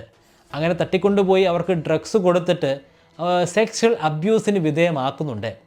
അങ്ങനെ സെക്ഷൽ അബ്യൂസിന് വിധേയമാക്കുന്നത് വലിയ രാജ്യങ്ങളിലെ വലിയ അധികാരത്തിൽ നിൽക്കുന്ന ആളുകൾക്ക് വേണ്ടിയാണ്. പല രാജ്യങ്ങളുടെയും വിദേശ എംബസികൾക്ക് ഇതിൽ വലിയ പങ്ക് തന്നെ ഉണ്ടെന്ന് പറയുന്നുണ്ട്. ഈ പറയുന്നത് ശരിയാണെങ്കിൽ വത്തിക്കാൻ സിറ്റിയിലെ ഒഫീഷ്യലുകൾ തന്നെ സെക്ഷൽ അബ്യൂസ് നടത്തുന്നുണ്ട് എന്നാണ്. 2016 ഒരു ആർക്കിവിസ്റ്റായ സിമോണി ഡൂക്ക മറ്റൊരു പരാമർശം നടത്തുന്നുണ്ട്. അയാൾ പറയുന്നത് ഒരു സെക്ഷൽ സ്ലേവറിയെക്കുറിച്ചാണ്. ഈ വത്തിക്കാൻ സിറ്റി തന്നെ കേന്ദ്രീകരിച്ച് ഇവിടുത്തെ പല കർദിനാൾമാരും സെക്ഷൽ സ്ലേവറി നടത്തുന്നുണ്ടെന്നാണ്. വലിയ ഗാങ്സ്റ്റേഴ്സിനെയൊക്കെ ഉപയോഗിച്ചിട്ട് സ്ത്രീകളെ തട്ടിക്കൊണ്ടു പോവുകയും ആ സ്ത്രീകളെ പിന്നീട് സെക്ഷൽ സ്ലേവറിക്ക് വിധേയമാക്കുകയും ചെയ്യുന്നുണ്ടെന്ന് പറയപ്പെടുന്നുണ്ട്. പല കർദിനാളുകൾ താമസിക്കുന്ന സ്ഥലങ്ങളിൽ തന്നെ രഹസ്യ അറകളുണ്ടെന്നും പറയുന്നുണ്ട്. പക്ഷേ ഇവിടെയൊന്നും പോയി പരിശോധന നടത്താൻ സാധിക്കുന്ന കാര്യമല്ല. അതുകൊണ്ട് ഇതൊക്കെ സത്യമാണെന്ന് നമുക്ക് പറയാൻ സാധിക്കത്തില്ല. ഇതൊക്കെ കോൺസ്പിറസി തിയറികൾ മാത്രമാണ്. 2017 ഒരു ജേർണലിസ്റ്റ് ആയിട്ടുള്ള എമിറ്റിയാനോ ചില ലീക്ഡ് ഡോക്യുമെൻറ്റ്സ് പ്രസിദ്ധീകരിക്കുന്നുണ്ട്. വത്തിക്കാൻ സിറ്റി അതോറിറ്റിയിൽ നിന്നും ലീക്കായിട്ടുള്ള ചില ഡോക്യുമെൻറ്റുകളാണെന്നാണ് അയാൾ പരാമർശിക്കുന്നത്. ആ ഡോക്യുമെൻറ്റുകൾ ഇമ്മാനുവലെക്കുറിച്ച് പരാമർശിക്കുന്നുണ്ട്.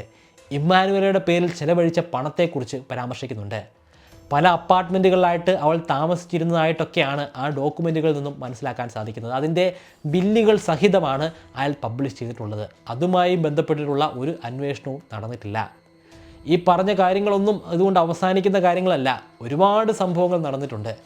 എത്ര മണിക്കൂറുകൾ പറഞ്ഞാലും തീരാത്തത്ര കോൺസ്പിറസി തിയറികളാണ് ഇവിടെ ഉള്ളത്. അതിലെ ഏതാനും ചില കോൺസ്പിറസി തിയറികൾ മാത്രമാണ് ഞാനിവിടെ പരാമർശിച്ചിട്ടുള്ളത്. ഇതൊക്കെ അതേപടി ശരിയാണെന്ന് ഞാൻ പറയുന്നില്ല. പക്ഷേ ചിന്തിച്ചു നോക്കുമ്പോൾ ഇതിൽ പലതും ശരിയാണെന്ന് നമുക്ക് തോന്നുന്നുമുണ്ട്. നിങ്ങളുടെ അഭിപ്രായം എന്താണ്? നിങ്ങളുടെ അഭിപ്രായം എന്താണെങ്കിലും താഴെ കമൻറ്റ് ബോക്സിൽ രേഖപ്പെടുത്തുക. ഈ ചാനലിലൂടെ നിങ്ങൾ കാണാൻ ആഗ്രഹിക്കുന്ന ടോപ്പിക്കുകൾ ആ ടോപ്പിക്കുകൾ കൂടി കമൻ്റായിട്ട് രേഖപ്പെടുത്തുക. അത്തരത്തിലുള്ള വീഡിയോകൾ ചെയ്യാനായിട്ട് തീർച്ചയായിട്ടും ശ്രമിക്കുന്നതാണ്.